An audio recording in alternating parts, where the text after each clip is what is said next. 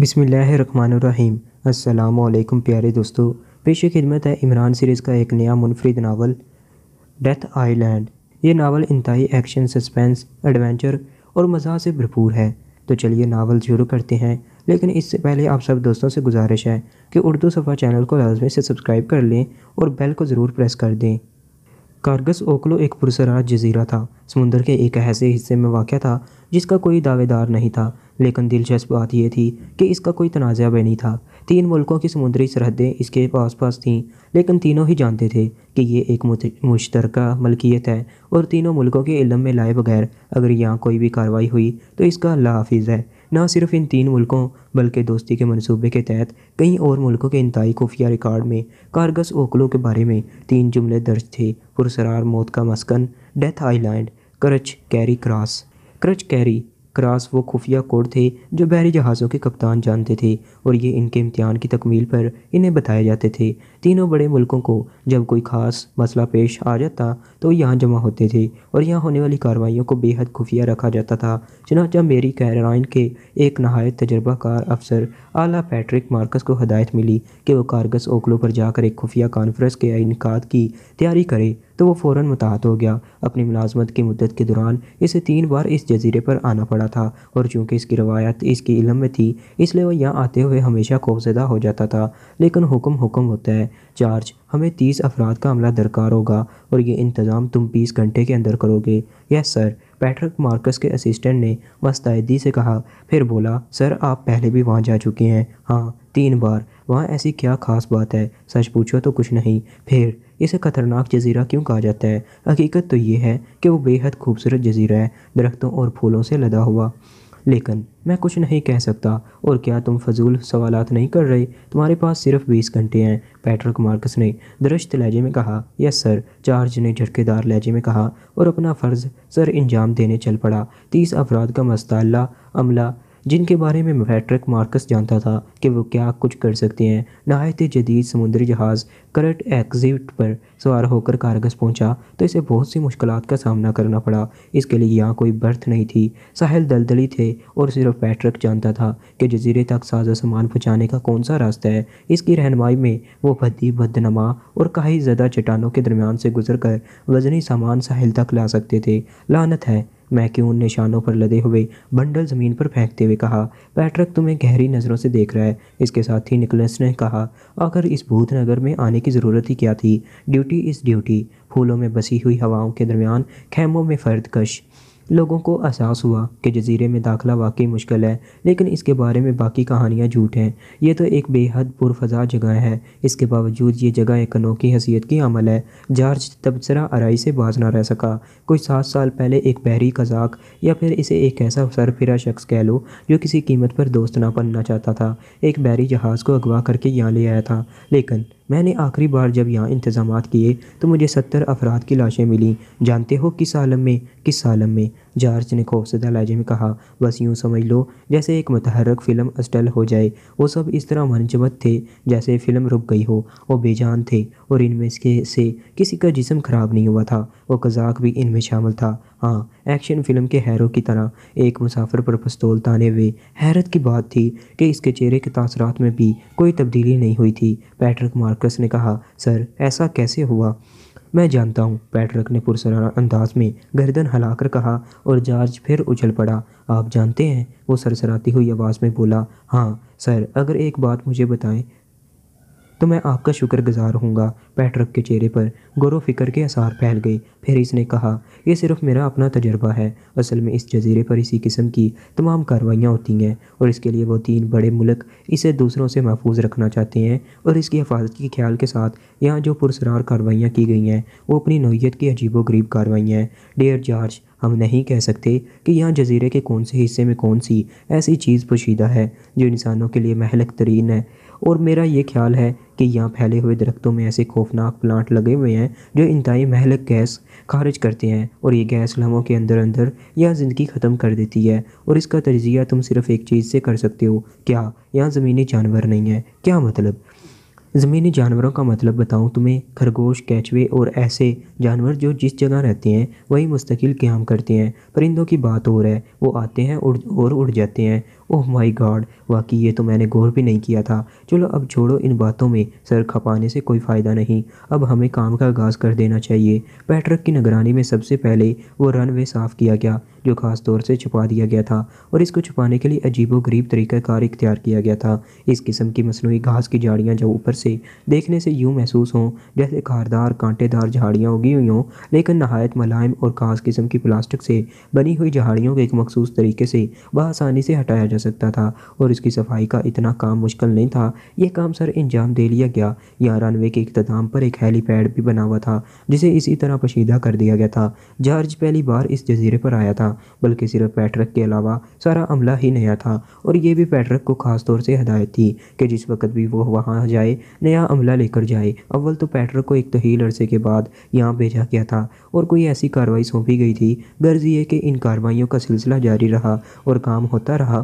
George کو وہ زیر زمین عمارتیں دیکھ کر بھی بڑی حیرت ہوئی تھی جن میں ایئر کنڈیشننگ پلانٹ لگے ہوئے تھے، اور ان پلانٹس کو چلانے کے لیے ایک چھوٹا ایٹمی بجلی گھر بنایا گیا تھا جو زیر زمین ہی تھا۔ تمام چیزیں یہاں ہونے والی خاص کارروائیوں کے بعد ساخت کر دی جاتی تھیں، اور یہ کام اسی انداز میں سر انجام دیا جاتا تھا۔ پورا عملہ ان سارے انتظامات کو دیکھ کر شدید حیران تھا۔ انہیں نہیں معلوم تھا کہ ویران سمندر میں ایک ایسی جگہ بھی موجود ہے جہاں زندگی کے انوکھے کام سر انجام پاتے ہیں۔ پھر غالباً وہ کام شروع ہو گیا جس کے لیے یہ یہاں ساری کارروائیاں کی گئی تھی۔ اس موقع پر پیٹرک کے سارے عملے نے اپنا روپ بدل لیا تھا اور اعلیٰ درجے کی وردیوں میں جدید ترین ہتھیاروں کے ساتھ رن وے کے دونوں جانب فروکش ہو گئے تھے۔ سب سے پہلے آنے والے پیٹرک کے ملک کے لوگ ہی تھے جنہوں نے ہر چیز کا جائزہ لینے کے بعد تمام کاموں کو اوکے کیا تھا، اور پیٹرک کو اس بات کی مبارکباد دی تھی کہ اس نے معمول کے مطابق اپنی ذمہ داریاں اسی انداز میں سر انجام دی ہیں جس انداز میں توقع کی جا سکتی تھی۔ پیٹرک مارکس کے لیے یہ ایک اعزاز تھا جسے وہ پچھلی بہت عرصوں سے حاصل کر رہا تھا۔ بہرحال اب اس کی دلی خواہش تھی کہ وہ اس پوری کارروائی کو بحسن حقوبی سر انجام دینے میں کامیاب ہو جائے۔ کانفرنس ہال جو زیر زمین بنا ہوا تھا پوری طرح صاف ستھرا کر کے اس قابل کر لیا گیا تھا کہ وہاں شاندار طریقے سے کانفرنس کا انعقاد ہو سکے۔ پھر مہمان آنا شروع ہو گئے۔ خاص قسم کے طیارے رن وے پر اترنے لگے اور پروٹوکول مہمانوں کو ان کی جگہ پر تعینات کرنے لگا۔ تقریباً 60 افراد مختلف وفود کی شکل میں یہاں پہنچے تھے، اور اس کے بعد کانفرنس کا دن آ گیا تھا۔ کچھ لوگ بڑی پراسرار شخصیتوں کے مالک تھے اور انہیں یہاں فوقیت حاصل تھی۔ یہ 54 گرین کے افراد تھے، اور 54 گرین ایک ایسی خفیہ تنظیم تھی جو دنیا بھر میں چند خاص ممالک کی نمائندگی کرتی تھی، اور اس کا ہیڈ کوارٹر کسی نامعلوم جگہ پر تھا۔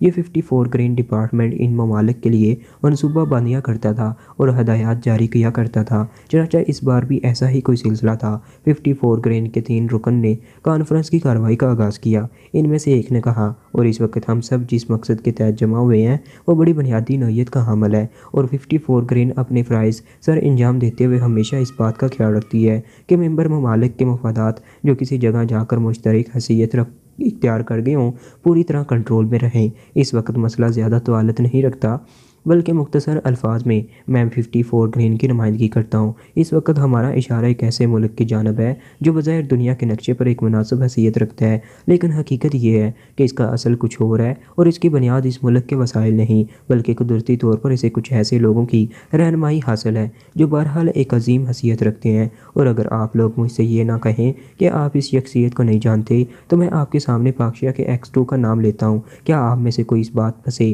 انحراف کرتا ہے کہ وہ X2 کو نہیں جانتا؟ تقریباً تمام ہی لوگوں نے اس بات کا اقرار کیا تھا کہ X2 کا کردار ان کے علم میں ہے۔ پاکشیا بہت معتدل ملک ہے اور اس کی طرف سے ابھی تک کوئی ایسی کارروائی عمل میں نہیں آئی جسے ہم دنیا کے لیے خطرہ کہہ سکیں، لیکن یہ بھی ایک حقیقت ہے کہ X2 نے پاکشیا کے لیے وہ کچھ حاصل کیا ہے جو اس وقت دنیا کے جدید ترین ممالک میں موجود ہے، اور پاکشیا درپردہ ان کارروائیوں میں مصروف ہے جو اسے بالآخر دنیا کے جدید ترین ممالک کی صف میں لا کھڑا کریں گی۔ اور آپ لوگوں کو علم ہے کہ ہمارا دوست ملک اور 54 گرین کا ممبر کافرستان سب سے زیادہ مشکل میں گرفتار ہو سکتا ہے۔ طاقت کا توازن اگر بگڑ گیا تو کافرستان جیسی بڑی قوت کو جو پاکشیا سے بے پناہ پڑی ہے پاکشیا کے ہاتھوں میں کھیلنا پڑے گا، اور یہ ہم پر فرض ہے کہ ہم اپنے ممبر ملک کو پوری طرح تحفظ دیں۔ پاکشیا میں کچھ ایسے پلانٹ کام کر رہے ہیں جو اس وقت دنیا کے بہت سے جدید ترین ممالک میں بھی نہیں ہیں۔ ہم چاہتے ہیں کہ انتہائی خفیہ طور پر ایک مناسب منصوبے کے تحت یہ پلانٹس تباہ کر دیے جائیں، لیکن منصوبہ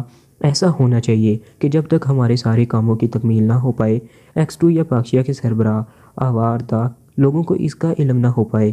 ہماری کامیابی اسی میں منحصر ہے کہ ہم نہایت خاموشی کے ساتھ اپنا یہ کام سر انجام دے لیں، اور اس کے لیے ہم 54 گرین کے پلاننگ ڈپارٹمنٹ سے پورے پلان لے کر آئے ہیں۔ اب جو سب سے پہلا سوال میں آپ لوگوں سے کرنا چاہتا ہوں وہ یہ ہے کہ کیا آپ میں سے کوئی 54 گرین کے اس منصوبے سے اختلاف رکھتا ہے؟ ہرگز نہیں جناب، میں سمجھتا ہوں اس وقت شاید ہی کوئی ایسا میں ہو جو آپ کی بات سے انحراف کرنا پسند کرے۔ ویری گڈ، میں اور کچھ آوازیں بھی سننا چاہتا ہوں، یا پھر اگر آپ سب لوگ ہمارے منصوبے سے متفق ہیں تو براہ کرم ہاتھ اٹھا کر اس کا اعلان کریں۔ تمام ہاتھ فضا میں بلند ہو گئے تھے۔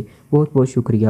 کچھ نام ہمارے سامنے ہیں اور ہم یہ سمجھتے ہیں کہ اس سلسلے میں ہمارا بہترین تجربہ ان ناموں کی تصدیق کرتا ہے۔ میں سب سے پہلے نام جو لینا چاہتا ہوں وہ مسٹر ہیڈ لائن کا ہے۔ مسٹر ہیڈ لائن نے اس دوران دنیا کے مختلف ملکوں میں جو کارروائیاں سر انجام دی ہیں، اس سے اندازہ ہوتا ہے کہ وہ اس وقت 54 گرین کے ممبر تمام ممالک کے ایجنٹوں میں سب سے نمایاں حیثیت کے حامل ہے، اور ان کی کارکردگی بے داغ رہی ہے۔ ان کے ساتھ جو گروپ ہے وہ دنیا کے مختلف ملکوں کا ہے۔ ان کے نام بھی آپ لوگوں کو پیش کیے جاتے ہیں۔ 54 گرین کے افسر اعلیٰ نے وہ نام بھی گنوانا شروع کر دیے، پھر بولا، اور آپ لوگوں کا ترتیب دیا ہوا یہ ڈپارٹمنٹ جو فیصلے کرتا ہے، اس کے بارے میں آپ کو یہ علم ہے کہ اس میں تبدیلی ناممکن ہوتی ہے۔ ہم جانتے ہیں، تو پھر آپ اس منصوبے پر باقی آپ کا ورک ہے۔ 54 گرین آپ کے لیے ہر خدمت سر انجام دینے کو تیار ہے۔ یہی وہ تفصیل تھی جو میں آپ تک لایا تھا، اور اس کے لیے ہم نے ایک میٹنگ بھی ترتیب دی تھی۔ پھر اس کے بعد تمام نمائندوں کے درمیان کھچڑی پکنے لگی۔ وہ سب اس سلسلے میں سوالات کر رہے تھے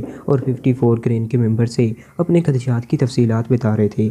میٹنگ تقریباً 6 گھنٹے جاری رہی اور اس کے بعد نہایت خوش اسلوبی سے ختم ہو گئی، لیکن وہ تمام مستعد لوگ میٹنگ کے بعد یہاں رکنے کے قائل نہیں تھے۔ چنانچہ جارج اور پیٹرک کو ان کی واپسی کے انتظامات بھی سنبھالنے پڑے، اور یہ سلسلہ بہت وقت تک جاری رہا تھا۔ آخری فرد کی روانگی کے بعد پیٹرک کا کام ختم ہو گیا۔ جارج نے معصومیت سے پیٹرک سے کہا، اب کیا کرنا ہے جناب؟ اسے پہلے جیسی شکل میں لا کر یہاں سے واپس جانا ہے۔ لیکن اس کانفرنس کا مقصد کیا تھا؟ جارج نے کہا، اور پیٹرک اسے دیکھنے لگا، پھر بولا، تمہاری عمر کیا ہے؟ 33 سال۔ جارج جلدی سے بولا، چلو واپسی کی تیاری کرو، بچوں کو ایسی الجھنوں میں نہیں پڑنا چاہیے، پیٹرک نے کہا اور وہاں سے آگے بڑھایا۔ اشمیلا برانس کے بارے میں کوئی سوچ بھی نہیں سکتا تھا کہ اس قدر نو عمر ہونے کے باوجود وہ اس قدر اہم عہدے پر کام کر رہی ہوگی۔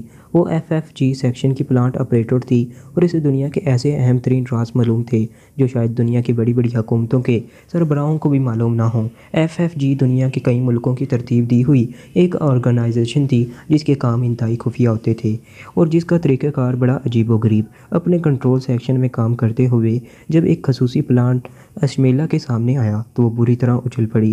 اس پلان کا آپریٹر ہیڈ لائن تھا اور ہیڈ لائن اس کا محبوب تھا۔ دونوں زمانہ طالب علمی سے ایک ساتھ تھے، اور اشمیلا یہ بات اچھی طرح جانتی تھی کہ لارڈ میکیون ایک دن بہت بڑی شخصیت کا مالک بنے گا۔ ہو سکتا ہے انتخابات جیتنے کے بعد وہ اپنے ملک کا صدر ہی بن جائے۔ اتنا ہی ذہین اور شارپ انسان تھا، لیکن بعد میں لارڈ میکیون کا رجحان تبدیل ہوتا چلا گیا۔ وہ انسان نما طوفان تھا، اور اسے دنیا میں ایسے مشاغل پسند تھے جو ہیجان انگیز ہوں۔ اس بات کا اندازہ اشمیلا برانس کو پہلے سے بھی تھا، لیکن وہ یہ نہیں جانتی تھی کہ لارڈ میکیون کسی دن ہیڈ لائن بن جائے گا۔ وہ FFG میں شامل ہوا اور ایک رکن کی حیثیت سے اسے تسلیم کر لیا گیا۔ پھر اس نے دنیا کے کئی ملکوں کے لیے ایسے خوفناک کارنامے انجام دیے کہ اسے لارڈ میکیون سے تبدیل کر کے ہیڈ لائن کا خطاب دے دیا گیا، اور ہیڈ لائن کی حیثیت سے وہ کارنامے سر انجام دینے لگا۔ بچپن سے ہی وہ دونوں ایک دوسرے سے محبت کرتے تھے، اور مستقبل میں ان کا خیال یہ تھا کہ یکجاں ہو جائیں، لیکن ہیڈ لائن نے اپنی زندگی کے لیے ایک راہ متعین کی تھی۔ اس نے کہا تھا، اشمیلا، میں اپنی زندگی میں 17 ایسے کارنامے سر انجام دینا چاہتا ہوں جو دنیا کے لیے ایک مثال بن جائیں، اور مجھے صفحے اول کا ایجنٹ تسلیم کر لیا جائے۔ 17 کے بعد 18واں کارنامہ جو سر انجام دوں گا وہ تم سے شادی ہوگی، اور پھر اپنی پسندیدہ جگہ کیپ ٹاؤن میں ہم زندگی کے باقی ایام گزاریں گے، اور اس کے بعد میں بھول جاؤں گا کہ ہیڈ لائن کون تھا۔ میں تمہارے لیے لارڈ میکون بن جاؤں گا۔ اشمیلا جانتی تھی کہ طوفان کے آگے بند باندھنا طوفان کو بھڑکانے کے مترادف ہوتا ہے۔ وہ اپنی فطرت سے نہیں ہٹ سکتا، لیکن بہرحال یہ ایک خطرناک کام تھا، اور جب بھی ہیڈ لائن کوئی خوفناک ذمہ داری قبول کرتا تھا، اشمیلا کانٹوں کے بستر پر لوٹتی تھی اور اس کے بعد اپنی فطرت کے خلاف اور چرچ میں ہی نظر آتی تھی۔ خود اس نے بھی بہت ترقی کی تھی، ورنہ 54 گرین یعنی FFG کی پلان آپریٹر معمولی حیثیت کی مالک نہیں ہوتی۔ وہ جانتی تھی کہ اس کی سیکیورٹی کے لیے FFG نے کیا بندوبست کیے ہوئے ہیں۔ ویسے اس نے اپنے آپ کو اپنے شعبے کا اہل بھی ثابت کر دیا تھا اور آج تک اس سے کسی کو کوئی شکایت نہیں ہو سکی تھی۔ پھر آج جو اسے پیغام موصول ہوا تھا وہ اس کے لیے انتہائی خوفناک تھا۔ FFG کے نمائندوں نے کارگس اوکلو پر ایک میٹنگ کی تھی اور اس میٹنگ میں ایک منصوبہ زیر عمل آیا تھا، ایک انتہائی بھیانک منصوبہ پاکشیا میں کچھ ایسے پلانٹ کو فلاں کرنے کا تھا جو دنیا کی نگاہوں میں کھٹک رہے تھے، خاص طور سے یہودی حکومت اسرائیل کے لیے۔ یہ منصوبہ سب سے زیادہ بھیانک تھا کیونکہ اس کے خیال میں عرب ممالک کو پاکشیا ہی سے وہ تمام قوتیں حاصل ہو سکتی تھیں جو اسرائیل کے لیے عذاب بن جائیں۔ اسرائیل کے تعلقات کافرستان سے صرف اسی لیے بڑے تھے کہ پاکشیا کافرستان کے پڑوس میں تھا اور کافرستان ہی وہ جگہ تھی جہاں سے پاکشیا کے خلاف کوئی کارروائی کی جا سکتی ہے۔ بہرحال یہ ساری باتیں اپنی جگہ تھیں، اصل مسئلہ یہ تھا کہ اشمیلا براس کو پاکشیا کی سیکرٹ سروس کے چیف X2 کے بارے میں خاصی معلومات حاصل تھیں۔ وہ جانتی تھی کہ X2 خونی بگولا ہے اور ایک ایسی گرم ہوا کا جھونکا جو جدھر سے گزرتی ہے آگ لگاتی چلی جاتی ہے اور اس آگ میں ہر شے بھسم ہو جاتی ہے۔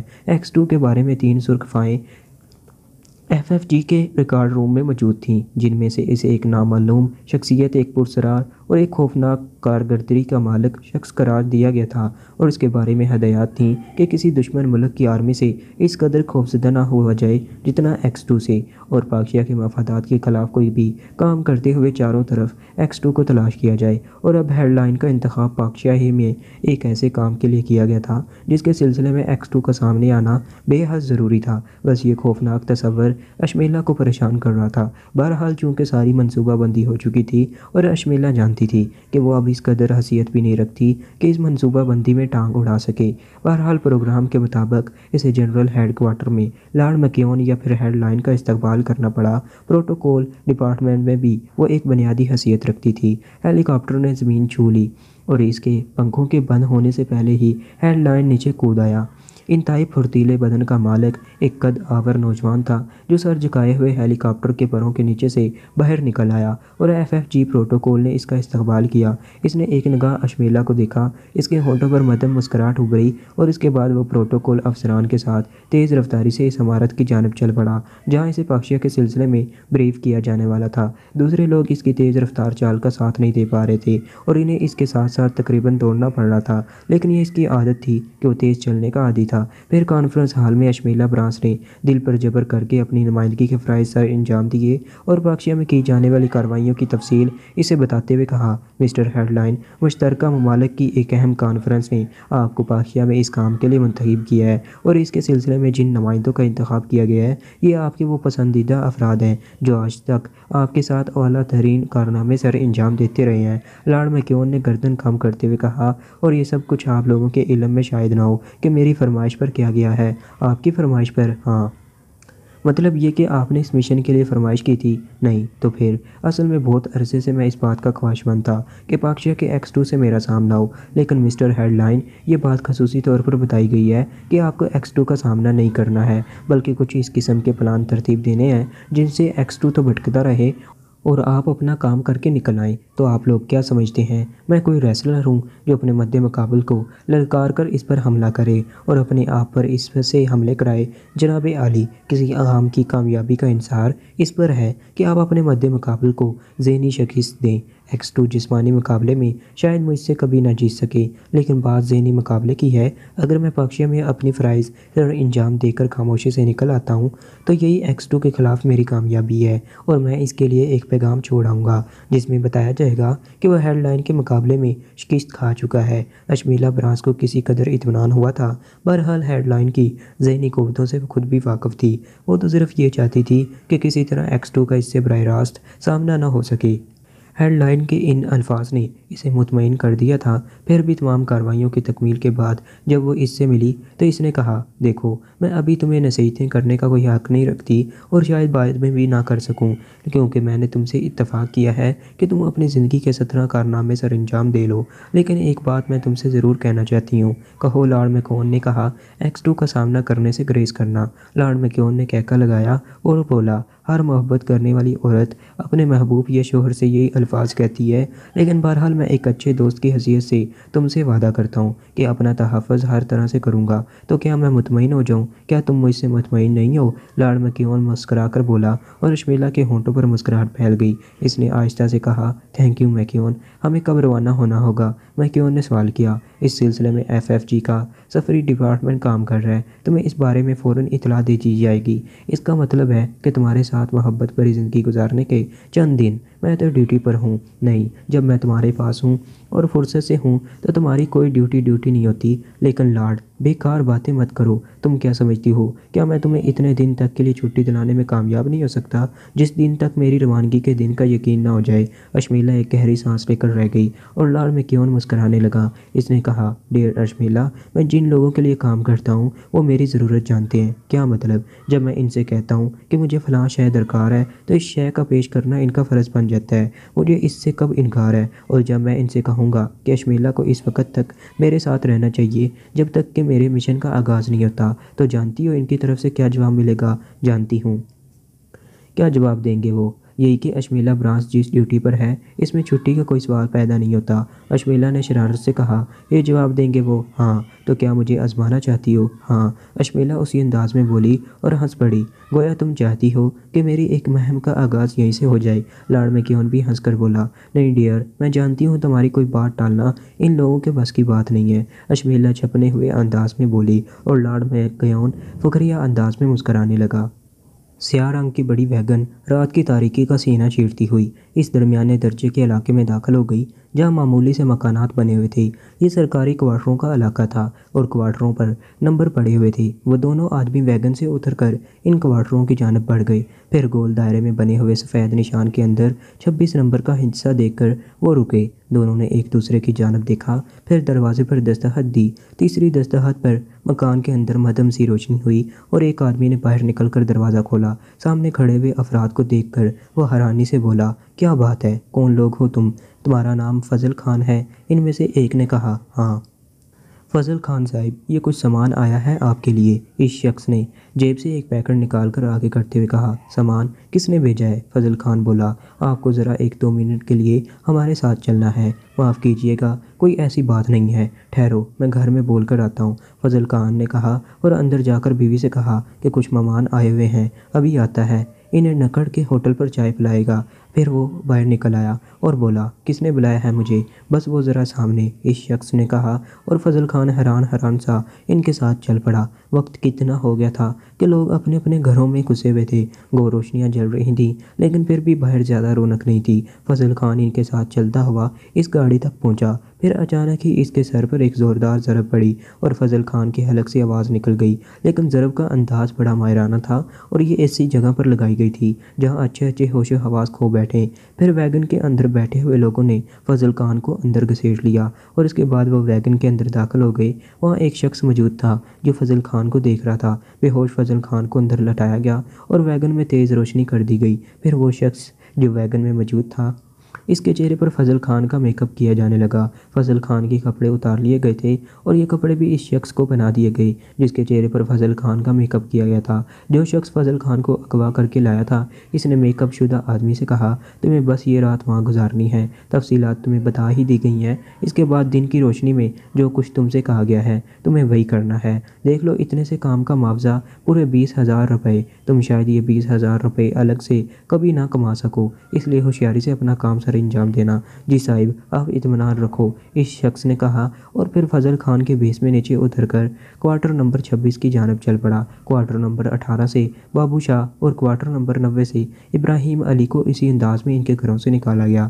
اور ان کی جگہ ایک شخص کو ان کے میک اپ میں روانہ کر دیا گیا۔ اس کے بعد وین اپنا یہ کام سر انجام دے کر وہاں سے آگے بڑھ گئی اور تھوڑی دیر کے بعد ایک روشن علاقے میں پہنچ گئی۔ وہ شخص جو اس مسئلے میں درپیش رہا تھا کسی قدر وحشت زدہ نظر آ رہا تھا، لیکن وین میں موجود دوسرے آدمی نے جو اس سارے کام میں اس کے ساتھ رہا تھا ٹوٹی پھوٹی اردو میں کہا، ویل گلاب خان، تم نے ہمارے لیے جو کام سر انجام دیا ہے، بے فکر رہو، اس کا معاوضہ تمہیں پورا ملے گا اور انعام الگ سے ملے گا۔ اس لیے چونکہ ہم اپنے یہ کام آرام سے سر انجام دینا چاہتے ہیں، اس لیے ہمارا ساتھ اس ٹائم تک رہے گا جب تک ہم اپنا کام پورا نہ کر لیں۔ مگر صاحب، میرا کام تو ہو گیا ہے، آپ نے یہی کہا تھا مجھ سے۔ اور ڈیئر گلاب خان، ایسا موافق نہیں، ابھی تھوڑا ٹائم تم کو اور خرچ کرنا پڑے گا۔ آپ سمجھتے ہیں تو ٹھیک ہے صاحب، مگر مجھے بھی اپنا گھر کھانا تھا۔ اصل میں رات کو گھر سے غائب رہنے کا مطلب یہ ہے کہ گھر والی پریشان ہو جائے۔ سوری گلاب خان، ایسا نہیں، ابھی تم کو نہیں جانے دیا جا سکتا۔ ویگن ایک عمارت کے پورچ میں جا رکی تھی۔ تینوں آدمیوں کو باہر نکالا گیا اور اس کے بعد وہ لوگ انہیں اندر لے گئے۔ یہ کل 8 افراد تھے جن کا تعلق نہ جانے دنیا کے کون سے ملک سے تھا۔ سب کے سب الگ شخصیتوں کے مالک تھے۔ بہرحال گلاب خان کو ایک کمرے میں پہنچا دیا گیا اور دروازہ باہر سے بند کر دیا گیا۔ وہ ایک بد کردار آدمی تھا، زندگی میں کبھی کوئی ڈھنگ کا کام نہیں کیا تھا، 1-2 بار چھوٹی موٹی چوری کی تھی۔ حالانکہ گھر تھا، بیوی بچے تھے، لیکن بیوی بیچاری خود ملازمت کرتی تھی اور گلاب خان اپنی رنگ رنگیلیوں میں مصروف رہتا تھا۔ اس سفید افہام آدمی نے اسے 5,000 روپے نقد دیے تھے اور کہا تھا کہ ایک کام کرنا ہے، اگر وہ اس کا ساتھ دے تو اسے 50,000 روپے ملیں گے۔ اور گلاب خان کی آنکھوں میں دنیا روشن ہو گئی تھی۔ 50,000 روپے کا مطلب یہ تھا کہ کم از کم زندگی کا 1 سال عیش و عشرت سے گزر جائے۔ باہر میں جائیں بیوی بچے، اپنی زندگی عیش سے گزرنی چاہیے۔ اور پھر ان لوگوں نے اسے یہ کام سونپا تھا۔ اس کی سمجھ میں نہیں آیا تھا کہ ان لوگوں کو اغوا کرنے سے یہ سفید فام لوگ کیا چاہتے ہیں، لیکن بہرحال یہ اس کی اپنی سوچ تھی اور ان لوگوں کا اپنا کام اپنے انداز کا۔ وہ 3 آدمی جنہیں ان لوگوں کے میک اپ میں وہاں پہنچایا گیا تھا، یہ بھی گلاب خان نے ہی مہیا کیے تھے اور ان لوگوں کو بھی انعامات دینے کا وعدہ کیا گیا تھا، لیکن سفید فام کچھ خاص ہی لوگ معلوم ہوتے تھے۔ گلاب خان کو کمرے میں بند کرنے کے بعد انہوں نے ان تینوں افراد کو دیکھا۔ پھر ان میں سے ایک نے کہا، کیا خیال ہے مسٹر سائمن، ان کا کیا کیا جائے؟ دیکھو، انسان کو اگر خطرات سے بچنا ہے تو راستے کی گھاس صاف کرتے ہوئے چلنا چاہیے، ورنہ کسی بھی تنکے کے نیچے سے کوئی ایسا زہریلا کیڑا برآمد ہو سکتا ہے جو کاٹ کر زندگی ختم کر دے۔ اور پھر ہمارے چیف کا یہی حکم ہے کہ گھاس کو صاف کرتے چلو۔ دوسرے لوگ ہنسنے لگے۔ پھر ان میں سے ایک نے کہا، گھاس کو ہوش میں لانے کے بعد صاف کرنا چاہیے، فضول باتوں سے جس قدر گریز کیا جائے اچھا ہے۔ تو پھر ایسا کرو، خواہ مخواہ کسی غلط کام کی ضرورت نہیں ہے، ان لوگوں کو زہریلے انجیکشن دو اور اس کے بعد ان کی زندگی ختم کر کے انہیں خاموشی سے کہیں دفن کر دو یا پھینک دو ان کی لاشیں۔ بہرحال اس وقت تک باہر نہیں ہونی چاہیے جب تک کہ ہمارا کام مکمل نہ ہو جائے۔ ٹھیک ہے، یہ کام میں سر انجام دیتا ہوں، ان میں سے ایک شخص نے کہا اور باہر نکل گیا۔ پھر اس نے ایک کمرے میں جا کر ایک بکس نکالا اور سرنج نکال کر بکس کے اندر موجود ایک شیشے سے کوئی چیز سرنج میں کھینچنے لگا۔ یہ پیلے رنگ کا ایک سیال تھا۔ بے ہوش افراد کو اس سیال کے انجیکشن دینے کے بعد وہ مطمئن ہو گیا۔ اس نے سوئی نکال کر ایک واش بیسن میں پھینکی اور سرنج کو پیکٹ میں رکھنے کے بعد واپس اپنی جگہ آ گیا۔ ان تینوں کی زندگی اس خاموشی سے ختم کر دی گئی تھی کہ تصور بھی نہیں کیا جا سکتا تھا، لیکن پھر گلاب خان کے مسئلے میں ان لوگوں کے درمیان اختلاف پیدا ہو گیا۔ ان میں سے ایک نے کہا، میں سمجھتا ہوں اس کی زندگی بھی ضروری نہیں رہی ہے، کہیں ایسا نہ ہو کہ کوئی چوک ہو جائے اور وہ نکل بھاگے۔ خوفزدہ آدمی معلوم ہوتا ہے، ہمیں کسی پر زیادہ بھروسہ نہیں کرنا چاہیے۔ اوکے، اسے گولی مار دو، سائمن نے لاپرواہی سے کہا اور دوسرا آدمی باہر نکل گیا۔ پھر گلاب خان کے کمرے سے اس کی چیخ برآمد ہوئی تھی، لیکن اس طرح کہ وہ کمرے میں ہی گھٹ کر رہ گئی تھی۔ گلاب خان کو اس کی بدعمالی کا انعام مل گیا تھا۔ اسٹیٹ بینک کی کیش ویگن معمول کے مطابق اپنے سفر پر نکلی تھی۔ تینوں گن میں مستعد تھے، 2 کیشیئر اور 1 ڈرائیور، جنہیں مقررہ وقت کے اندر اپنا کام سر انجام دے کر واپس اسٹیٹ بینک پہنچنا تھا۔ اپنے روزمرہ کے اصول کے مطابق وہ لوگ اپنی ڈیوٹی سر انجام دیتے رہے۔ گن مین فضل خان، ابراہیم شاہ وغیرہ مستعدی سے گنیں تھامے بیٹھے ہوئے اطراف پر نظریں جمائے ہوئے تھے۔ پھر کیش کے باکس ویگن میں منتقل ہو گئے اور آخری باکس کا کیش وصول کرنے کے بعد ویگن اسٹیٹ بینک پر چل پڑی۔ وہ لوگ ہر جگہ ہر راستے سے واقف تھے اور انہیں اندازہ تھا کہ کون سی جگہ خطرناک ہو سکتی ہے۔ پھر ایک طویل اور سنسان سڑک پر اچانک فضل خان کے حلق سے ایک تیز آواز نکلی اور اس نے چیخ کر کہا، روکو روکو، جلدی روکو ویگن۔ اور ویگن کے ڈرائیور نے بریک لگا دیے۔ انجن سٹارٹ ہی تھا کہ عقب سے چلنے والی گولیوں نے برسٹ میں ویگن کے ڈرائیور کی گردن اڑا دی اور اس کے ساتھ ہی لاتعداد گولیاں دونوں کیشیئروں کے بدن میں پوست ہو گئی تھیں۔ فضل خان اور باقی 2 گن مین برق رفتاری سے نیچے اترے اور انہوں نے اس سیاہ ویگن کو قریب آتے ہوئے دیکھا جو بہت دیر سے ان کے تعاقب میں تھی۔ ویگن آن کی آن میں ان کے قریب آ کر رک گئی اور تینوں گن مین جو اس ساری کارروائی کے محرک تھے اور جنہوں نے رات کو فضل خان وغیرہ کا میک اپ کرنے کے بعد ان کے گھروں میں رہائش اختیار کی تھی اور صبح کو اس ویگن میں بیٹھ گئے تھے اور جو ان کے گھروں پر انہیں لینے کے لیے پہنچی تھی مستعدی سے اپنا کام سر انجام دینے لگے۔ انہوں نے وہ کیش باکس جلدی جلدی سیاہ ویگن میں منتقل کرنا شروع کر دیے اور انتہائی برق رفتاری سے اپنے کام کی تکمیل کر ڈالی، لیکن انہیں نہیں معلوم تھا کہ دوسرا لمحہ ان کے لیے کس نوعیت کا حامل ہے۔ وہ آخری کیش باکس ویگن میں رکھنے کے بعد سیدھے ہی ہوئے تھے کہ اچانک ان پر گولیوں کی بچھار پڑی۔ یہ گولیاں سیاہ ویگن سے ایک سیاہ فید فام نے چلائی تھیں اور آن کی آن میں وہ تینوں زمین پر ڈھیر ہو گئے۔ یہ واقعہ چند لمحات میں مکمل ہو گیا تھا۔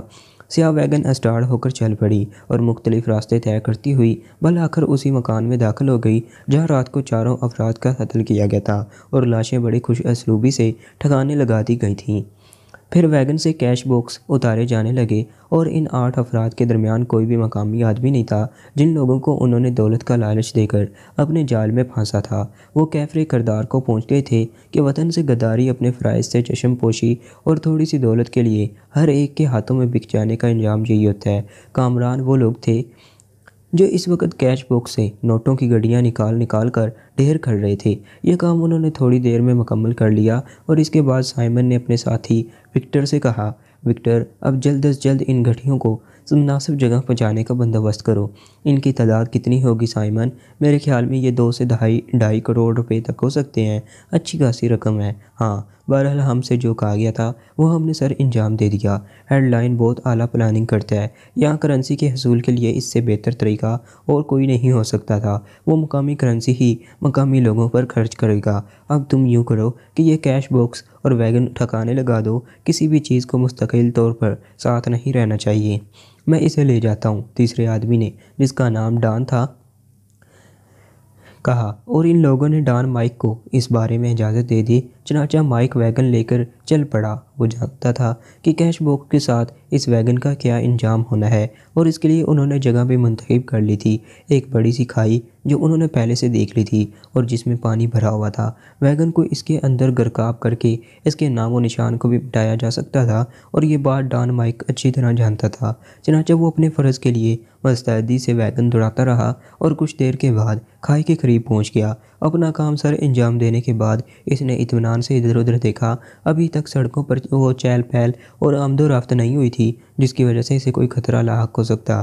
البتہ ایک نقصان اسے ضرور ہوا، وہ یہ کہ کسی سواری کے حصول کے لیے اسے کافی دور تک پیدل چلنا پڑا تھا۔ دروازہ اندر سے بند نہیں تھا۔ اس کا مطلب تھا کہ سلیمان اندر ہی موجود ہے اور دروازہ اس لیے کھلا چھوڑا دیا ہے کہ عمران بیل بجائے تو اسے دروازہ کھولنے کے لیے دروازے تک نہ جانا پڑے۔ ممکن ہے اس نے عمران کو دیکھ لیا ہو۔ بہرطور عمران مسکراتا ہوا اندر داخل ہوا تھا اور دروازہ بند کر کے سیدھا کمرے میں چلا گیا تھا۔ وہ سلیمان کی اس وقت کی کیفیت کو بخوبی سمجھ رہا تھا۔ اندر جا کر اس نے لباس وغیرہ تبدیل کیا اور پیار بھرے انداز میں سلیمان کو آواز دی۔ تیسری آواز پر سلیمان غصے میں آگ بگولا اس کے سامنے پہنچا تھا۔ جی صاحب، تو وہاں سے بھاگ کیوں آیا تھا؟ صاحب، اب تو میرے پاس کہنے کے لیے بھی کچھ نہیں ہے، میں دے دوں؟ عمران نے جیب میں ہاتھ ڈال کر کہا۔ نہیں صاحب، بات سمجھ میں آ گئی ہے، سلیمان دردناک لہجے میں بولا۔ مجھے بھی سمجھا دے پیارے بھائی، میری سمجھ میں بات ذرا دیر سے آتی ہے۔ اب دیکھنا میں کیا کرتا، غلطی ان بڑے میاں کی تھی، سب کچھ جہنم میں جائے۔ سب کچھ تیری سے مراد کیا ہے؟ صاحب، آپ نے کیوں بلایا ہے؟ تو اس سے باتیں کرنے کے لیے۔ میں آپ سے کوئی بات نہیں کرنا چاہتا۔ سوچ لو سلیمان، اچھی طرح سوچ لیے ہے، بلکہ سوچ رہا ہوں۔ کیا؟ یہ کہ آپ تو دشمنی پر آمادہ ہیں۔ اب اس دشمنی سے نمٹنے کے لیے کیا طریقہ کار ہونا چاہیے؟ کیا مطلب ہے تیرا؟ صاحب، میں بھی جواب دینا جانتا ہوں، آپ کے ساتھ اتنے عرصے سے رہ رہا ہوں، آپ کی رگ رگ سے واقف ہوں۔ سوچ لیجئے گھر کا بہتی ہوں، لنکا ڈھا دوں گا۔ ابے کیا ہو گیا ہے تجھے؟ یعنی تو مجھے نقصان پہنچائے گا؟ صاحب، آپ نے میری نسلیں تباہ کر دی ہیں اور میں ہمیشہ آپ کی بہتری کے بارے میں سوچوں۔ ذرا غور کریں، وہ میرے لیے آئے تھے، وہ غلطی ان کی تھی، میری نہیں تھی۔ کیا غلطی تھی ان کی؟ دانت نکالتے ہوئے اندر آئے تھے۔ ابے مجھے تو ان کی بتی سی بھی مصنوعی ہی لگ رہی تھی، آنکھوں میں سرما لگا ہوا۔ کیا شان سے یہاں داخل ہوئے تھے؟ مجھے دیکھتے ہی مجھ پر لٹو ہو گئے۔ غلط فہمی ہے آپ کی۔ ویسے یار سلیمان، ایک بات بتا، یہ انسان کسی دیکھ کر لٹو کیسے ہو جاتا ہے؟ صاحب، کوئی کام ہے آپ کو؟ چپ بیٹھ جا، اس وقت بڑا معلوماتی پروگرام چل رہا ہے۔ تو حضرت پتہ نہیں کون، نام بھی میرے ذہن سے نکل گیا۔ ہاں، غالباً مقدس، اور شاعری بھی کرتے تھے۔ آتے ہی جوتے کی طرح شعر برسانا شروع کر دیے، اور وہ بھی اپنے نہیں، دوسروں کے۔ کہنے لگے سب اپنے ہیں اور اپنے کی چیزیں استعمال کرنا کوئی بری بات نہیں ہے۔ تو یہ بھی نہیں پوچھا مجھ سے کہ میرا نام کیا ہے، بس مجھے پسند کر لیا اور بردخواہ کی دعوت دے گئے۔ اب جو تو پیچھے پڑا رہتا تھا کہ شادی کر لو شادی کر لو۔ میں نے سوچا چلو کوئی بات نہیں، بردخواہ ہی کر لیا جائے۔ اگر مجھے یہ پتہ ہوتا کہ تم نے اخبار میں اشتہار دیا ہے تو میں تجھے بتاتا۔ دیکھو صاحب جی، مت جلاؤ، آج کر یہ بتا دو کہ آخر کیا چاہتے ہو۔ تیرے سوائے اس دنیا میں کسی اور کو کیا چاہ سکتا ہوں سلیمان؟ اگر تم مونگ کی دال پکانا چھوڑ دے تو شاید میں ہی تو اس سے شادی کر لوں۔ بس اب ایسی باتیں کر کے بات کو برابر کرنے کی کوشش مت کیجیے۔ میں نے سب کچھ سمجھ لیا ہے۔ آپ نہ میرے سحرے کے پھول کھلتے دیکھنا چاہتے ہیں اور نہ خود تو کسی قابل کے ہیں ہی نہیں۔ سلیمان تو میری غیرت ملی کو للکار رہا ہے۔ اسی وقت دروازے کی بیل بجی اور عمران نے کہا، جا بن گیا تیرا کام، بڑے میاں شاید پھر واپس آ گئے۔ سلیمان جھانسے میں آ گیا تھا۔ ہو سکتا ہے مولانا مقدس کو احساس ہوا ہو۔ وہ جلدی سے دوڑا اور دروازہ کھول دیا، لیکن دروازے پر فیاض کی صورت دیکھ کر اس کا منہ لٹک گیا تھا۔ ہیں؟ فیاض نے اپنے مخصوص انداز میں پوچھا۔ جی ہاں، تشریف لائیے۔ اور عمران نے فیاض کو دیکھ کر برا سا منہ بنایا تھا، لیکن فیاض نے اپنی مسکراہٹ کو قائم رکھا تھا۔ دیکھو سپر، اس وقت ہم دونوں کے سامنے ایک ایسا مسئلہ ہے کہ ہم کسی اور کے بارے میں سوچ ہی نہیں سکتے۔ بھائی میں تو تمہارے اس مسئلے میں شریک ہونے کے لیے ہی آیا ہوں۔ Very good. سلیمان آگے سپرنٹینڈنٹ صاحب، چل تم بھی کیا یاد کرے گا، آج میں تیری ساری شکایتوں کا ازالہ کیے دیتا ہوں۔ کیا شکایت ہے سلیمان کو؟ یار تم اس دن اس سوٹ سلوا کر دے گئے تھے، بس اسی دن سے پاگل ہو گیا ہے۔ کیوں؟ کہتا ہے کہ میں کپڑے بدل کر جاؤں کہاں اور بال بناؤں کس کے لیے؟ اب تم خود سوچو سپر، میں اس کی تنخواہ تو بے شک بڑھا سکتا ہوں، شادی تو نہیں کرا سکتا ہوں۔ تو یہ شادی کرنا چاہتا ہے؟ اب سلیمان پاؤں پکڑ لے سپر صاحب کے، کام بن جائے گا۔ عمران نے کہا، چائے بناؤں صاحب؟ سلیمان نے پوچھا۔ یار یہ عمران بڑی خطرناک چیز ہے، اگر اس نے تمہیں شادی کے لیے میرے پیچھے لگا دیا تو میں کیا کروں گا؟ فیاض، نیک کام کبھی کبھی کر ہی لینے چاہیے۔ سوچ لو عمران، تمہاری ہی شامت آ جائے گی۔ فیاض شرارت آمیز مسکراہٹ کے ساتھ بولا اور عمران چونک کر اسے دیکھنے لگا۔ کیا مطلب؟ ابھی پچھلے دنوں ہمارے ڈپارٹمنٹ کا ایک سپاہی بیچارہ بڑا پریشان تھا، 6 بیٹیوں کا باپ ہے، کہہ رہا تھا مجھ سے کہ صاحب جہاں بھی ہو سکے کسی بھی جگہ میری ایک آدھ بیٹی کو ٹھکانے لگوا دیجیے۔ اور پھر سب سے بڑی بات یہ ہے کہ میری بیوی اس سلسلے میں بہت نرم دل ہو رہی ہے۔ ارے وہ تو اس کے لیے بھی تیار ہے کہ کوئی بوڑھا گھوسٹ ہی مل جائے، بس بیٹی ٹھکانے لگ جائے، ایک کی شادی ہو تو باقیوں کی بھی باری آئے۔ تو سلیمان تو بہت اچھی شخصیت کا مالک ہے۔ چل تم کھڑا کیا منہ دیکھ رہا ہے، چائے بنا، عمران نے غصیلے لہجے میں سلیمان سے کہا اور پھر فیاض کا ہاتھ پکڑ کر اندر کمرے میں لے گیا۔ شامت آئی ہے تمہاری، عمران نے اسے گھورتے ہوئے کہا، کیوں اس بیچارے کا بیڑا غرق کر رہے ہو؟ کل شادی کراؤ۔ تو سپاہی کی 6 بیٹیاں ہیں، ٹھیک ہے، اب ذرا بھابھی سے بات کرنا ہوگی کہ فیاض صاحب اس سپاہی پر بڑی عنایت کر رہے ہیں اور بہت سی مراعات دینے کا فیصلہ کیا ہے۔ یار تم ہمیشہ ہی ایسی باتیں کرتے ہو، بہت کم عمر لڑکیاں ہیں اس بیچارے کی، تمہارے ذوق سے اچھی طرح واقف ہوں۔ سپر، مجھ سے اڑنے کی کوشش مت کرو، اب اس کا فیصلہ بھابھی ہی کریں گی۔ دیکھو عمران، کتنی بار تم میرے گھر میں جھگڑے کرا چکے ہو، آخر تمہیں اس سے کیا ملتا ہے؟ خوب دیکھوں گا، سناؤ کیسے آنا ہوا؟ بھائی میری بات تو سنو، وہ خاتون بالکل ہی پٹری سے اتری ہوئی ہیں، اور پھر تمہاری کمینگی سے مجھے امید ہے کہ تم اسے کسی نہ کسی طرح بیوقوف بنا ہی دو گے۔ نہیں، تم سلیمان کی شادی کرا دو، عمران نے جلے بھونے لہجے میں کہا۔ ارے بابا، مجھے کیا ضرورت پڑی ہے ان جھگڑوں میں پڑنے کی، لیکن اب ایسی کوئی بات ہوتی ہے تو وہ چائے بڑی عمدہ بناتا ہے، اور اس وقت میں اچھی چائے پینے کے موڈ میں ہی اس طرف آ گیا ہوں۔ ہوش و حواس قائم رکھنا، میں اس گھر میں وہ نفرت انگیز فضا نہیں چاہتا۔ یا نہیں، بیوی پھر بچے، اب ذرا غور کرو، چھوٹے چھوٹے سلیمانچے پورے گھر میں دوڑتے پھریں گے، کیا حشر ہو جائے گا تمہارے اس فلیٹ کا؟ فیاض ہنسنے لگا تھا، پھر اس نے کہا، اخبار پڑھ لیا؟ کیوں، ضرورت رشتہ کا کوئی اور اشتہار آیا ہے؟ مجھے ان اشتہاروں سے کوئی دلچسپی نہیں ہوتی، میں تو اس واردات کے بارے میں بات کر رہا ہوں۔ واردات؟ عمران نے چونکے ہوئے لہجے میں کہا، واقعی تم نے نہیں پڑھا؟ یار سپر، بس میری زبان نہ کھلواؤ، میں نے سارے اخبار بند کر دیے ہیں۔ کیوں؟ کہا نا زبان نہ کھلواؤ، عمران نے برا سا منہ بنا کر کہا۔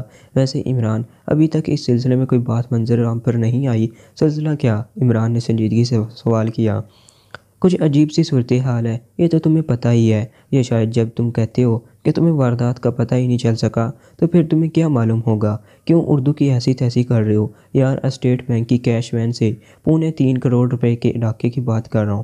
نہیں، میں نے غور نہیں کیا، ڈاکے تو خیر پڑتے رہتے ہیں لیکن ان کی نوعیت بڑی عجیب و غریب ہے۔ اسٹیٹ بینک کی کیش وین صبح کو اپنے مخصوص پروگرام کے تحت تمام بینکوں سے کیش دیتی ہوئی اسٹیٹ بینک کی جانب بڑھی تو ایک سنسان سڑک پر ان میں موجود 6 افراد کو قتل کر دیا گیا۔ 3 گن مین تھے، 2 کیشیئر اور 1 ڈرائیور۔ ان کے جسم گولیوں سے چھلنی کر دیے گئے اور کیش باکس اڑا لیے گئے، لیکن مزید جو تفصیلات ملی ہیں وہ اس سے بھی زیادہ سنسنی خیز ہیں۔ 3 گن مینوں کو ان کے گھروں سے رات کو کسی نے بلایا اور اس کے بعد وہ اپنے گھروں کو واپس آ گئے، لیکن بعد میں یہ جو صورتحال ہے وہ بڑی عجیب نکلی۔ کیا؟ عمران نے سنجیدگی سے پوچھا۔ ان تینوں گن مینوں کے چہروں پر میک اپ تھا، جن کی لاشیں اسٹیٹ بینک کی وین کے پاس پائی گئیں اور ان کے اصل چہرے کچھ اور تھے۔ عمران کی آنکھیں حلقوں میں گردش کرنے لگی۔ وہ فیاض کے آگے بولنے کا منتظر رہا، پھر فیاض نے کہا، اور وہ تینوں شہر کے 3 چھوٹے ہوئے گنڈے تھے جو گن مینوں کے میک اپ میں ہلاک کیے گئے، اور اس سے بھی زیادہ دکھ بھری بات یہ ہے کہ وہ تینوں گن مین بھی لاشوں کی شکل میں دستیاب ہو گئے ہیں۔ ان کو گھروں سے بلایا گیا تھا۔ صورتحال اس قدر الجھی ہوئی ہے کہ کچھ سمجھ میں نہیں آتا۔ کیس تمہارے پاس آ چکا ہے، اللہ کا شکر ہے ابھی نہیں، لیکن سول پولیس کے بس کا کیس نہیں ہے۔ مجھے یقین ہے سر عبد الرحمن کی رگ پھڑکے گی اور وہ کیس محکمہ سراغ رسانی میں ٹرانسفر کرا لیں گے اور اس کے بعد میرے ہی شامت آئے گی۔ سلیمان کی شادی کرا دو، سب ٹھیک ہو جائے گا۔ یار میں ان فضول چکروں میں نہیں پڑوں گا، تم سے وعدہ کر تو لیا۔ ٹھیک ہے، کیس جب تمہارے پاس آ جائے تو مجھے بتانا۔ عمران کیوں نہ اس سلسلے میں ابھی سے کام شروع کر دیا جائے؟ فیاض نے عاجزی سے کہا اور عمران حیرت سے اس کو دیکھنے لگا، پھر بولا، تمہارے اندر یہ مستعدی کہاں سے پیدا ہو گئی سپر؟ یار پتہ ہے نا، جان اپنی ہی پھنسنی ہے، کیوں نہ سر عبد الرحمن کو کوئی کارنامہ سر انجام دے کر چونکا دیا جائے؟ تو پھر تمہاری مرضی ہے، کام شروع کرو۔ تمہارا اس بارے میں کیا خیال ہے؟ وہ چائے نہیں لایا سلیمان ابھی تک، کم وقت بڑا سست ہو گیا ہے، عمران نے کہا اور غصیلے انداز میں فیاض کو وہیں بٹھا چھوڑ کر باہر نکل آیا۔ لیکن باورچی خانے کی جانب جانے کے بجائے وہ خاموشی سے فلیٹ کا دروازہ کھول کر نیچے اتر گیا تھا اور تھوڑی دیر کے بعد اپنی کار لے کر کہیں چل پڑا تھا۔ فیاض کی جانب سے ملنے والی رپورٹ بے شک اس اہمیت کی حامل نہیں تھی کہ عمران اس پر تشویش زدہ ہوتا، لیکن بہرحال 9 افراد کا قتل معمولی حیثیت نہیں رکھتا تھا۔ اس میں بہت سے ایسے نکتے تھے جو الجھن کا باعث تھے، لیکن اس وقت تو عمران صرف فیاض سے پیچھا چھڑانے کے لیے فلیٹ سے باہر نکلا تھا۔ فیاض کی یہ عادت تھی کہ کوئی کام ہوتا تو بس عمران ہی عمران، ورنہ پھر مہینوں صورت دیکھنے کو نہیں ملتی تھی، لیکن بہرحال عمران ان باتوں پر زیادہ غور کرنے کا عادی نہیں تھا۔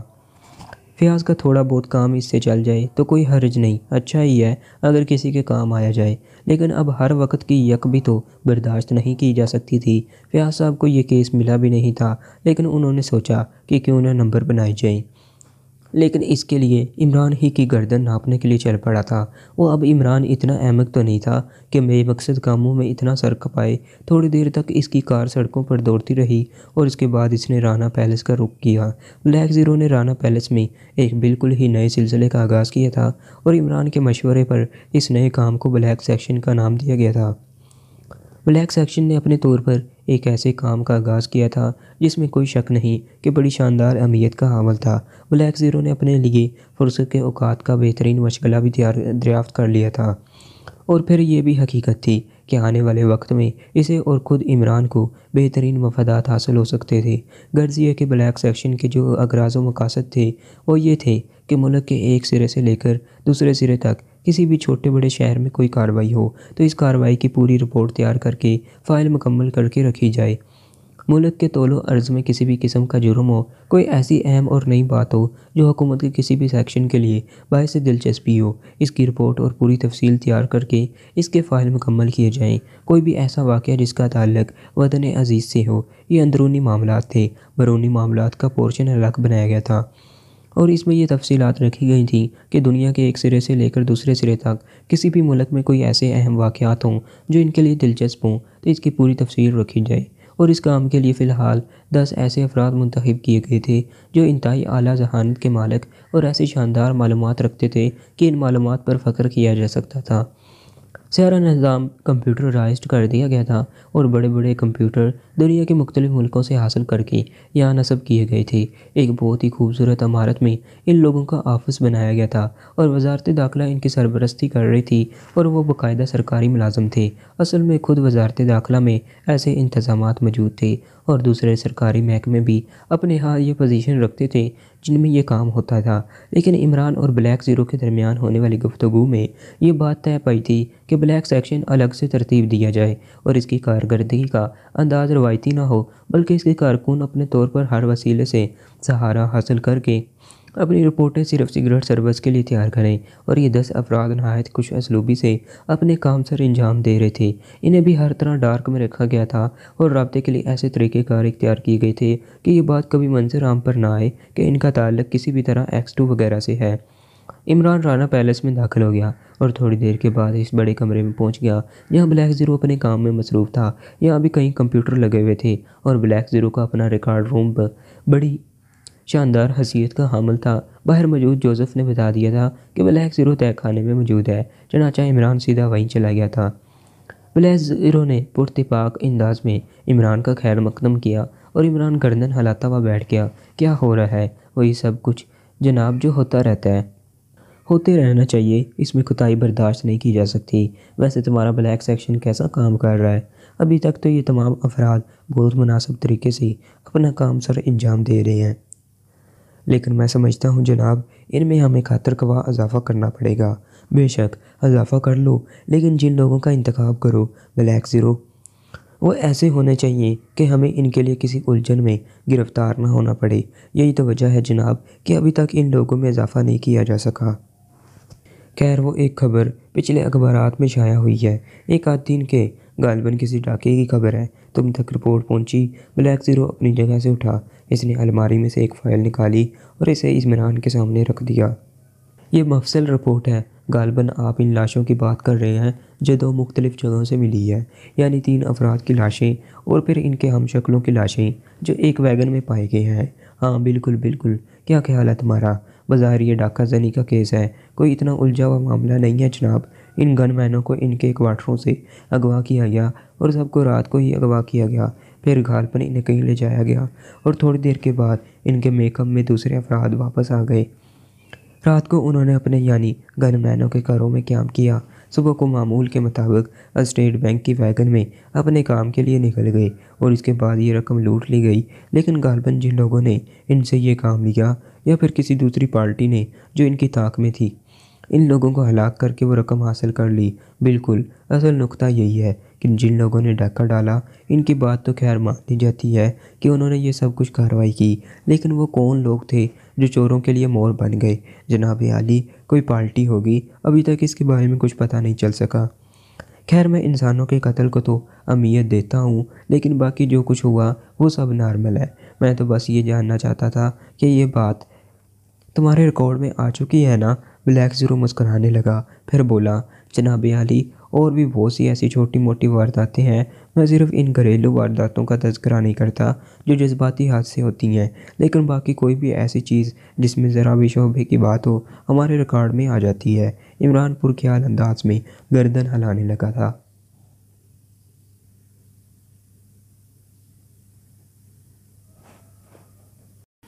महकमा आसार कदीमा और महकमा सकाफ़त के अरकान एयरपोर्ट पहुंच गए। दुनिया के चंद मुल्कों के आसार कदीमा के माहिरीन आ रहे थे और कदीम आसार के तहफ़्फ़ुज़ के लिए एक सेमिनार में शिरकत करने वाले थे। आसार कदीमा के तहफ़्फ़ुज़ और इसे सैमोथेर से बचाने के लिए जो कार्रवाइयाँ पिछले तहील अरसे से हो रही थीं, इनके बारे में एक हतमी रिपोर्ट तैयार कर ली गई थी और चंद अफराद ने यह पेशकश की थी कि वो इन जगहों का जायज़ा लेने के बाद इस सकाफ़ती विरसे को महफूज रखने के लिए अपनी माहिराना राय देंगे। चनाचा 9 अफराद का ये वफ़द पहुँचने वाला था और प्रोटोकॉल अफसर की हैसियत से प्रोफेसर जो अदेबिक का तकर्रर किया गया था। इस्तकबालिया कमेटी का मेंबर इन्हें ही बनाया गया था और हुकूमत की तरफ से इन्हें तमाम इंतज़ामात के अहकामात दे दिए गए थे। चनाचा इस वक्त वो अपनी पूरी टीम के साथ एयरपोर्ट पर मुअज़्ज़ज़ मेहमानों का इस्तकबाल करने के लिए मौजूद थे। जापान से आने वाले फ़्लाइट का इंतज़ार किया जा रहा था। इन इस्तकबालिया कमेटी के अरकान में 2-3 नौजवान लड़कियाँ भी थीं, नौजवान भी थे जो इन्हीं महकमों के रुकन थे और इन पर ज़िम्मेदारी आयद की गई थी कि मुअज़्ज़ज़ मेहमानों को पुरतपाक خیر مقدم کریں اور انہیں عزت و احترام کے ساتھ قیام کرائیں۔ اس وقت وہ سب طیارے کی آمد کے منتظر تھے اور آپس میں گفتگو بھی جاری تھی۔ ایک شوخ چبلی سی لڑکی جس کا نام نزہت تھا اپنے نوجوان ساتھی ریاض سے کہنے لگی، ویسے مسٹر ریاض، اس محکمے میں کام کرنے کی عمر کی حد صرف 5 سے 7 سال ہونی چاہیے اور اس کے بعد ریٹائرمنٹ مل جانا چاہیے۔ کیوں؟ ریاض نے پوچھا۔ اس محکمے میں کام کرنے سے عمر میرا خیال ہے سال میں 10 سال کے مطابق بڑھتی ہے اور آدمی اسی انداز میں بوڑھا ہوتا چلا جاتا ہے اور چند روز کے بعد خود ہی آثار قدیمہ بن جاتا ہے۔ ریاض نے چہرے پر خوف کے آثار پیدا کر کے کہا، مجھے اس محکمے میں کام کرتے ہوئے 5 سال گزر گئے اور 24 سال کی عمر میں نے یہاں ملازمت اختیار کی تھی۔ اس کا مقصد ہے کہ میری عمر اس وقت 74 سال ہے۔ نزہت ہنس پڑی۔ پھر اس نے کہا، اور مجھے بھی 4 سال گزر گئے، میں بھی تم سے تھوڑی سی ہی چھوٹی ہوں۔ اس قسم کی بہت سی باتیں ہوتی رہیں۔ اسی دوران طیارے کی آمد کا اعلان ہوا اور پھر انہوں نے وفد کے ارکان کا استقبال کیا جو بڑی عجیب و غریب شکل و صورت کے مالک تھے، زیادہ تر عمر رسیدہ اور مجہول سے لوگ۔ نزہت سرگوشی کیے بغیر نہ رہ سکی۔ اس نے کہا، یہ وفد ہے یا آثار قدیمہ؟ اس وقت جواد بیگ نے ریاض کو مخاطب کر لیا تھا اور ریاض اس بات کا کوئی جواب نہیں دے سکا تھا۔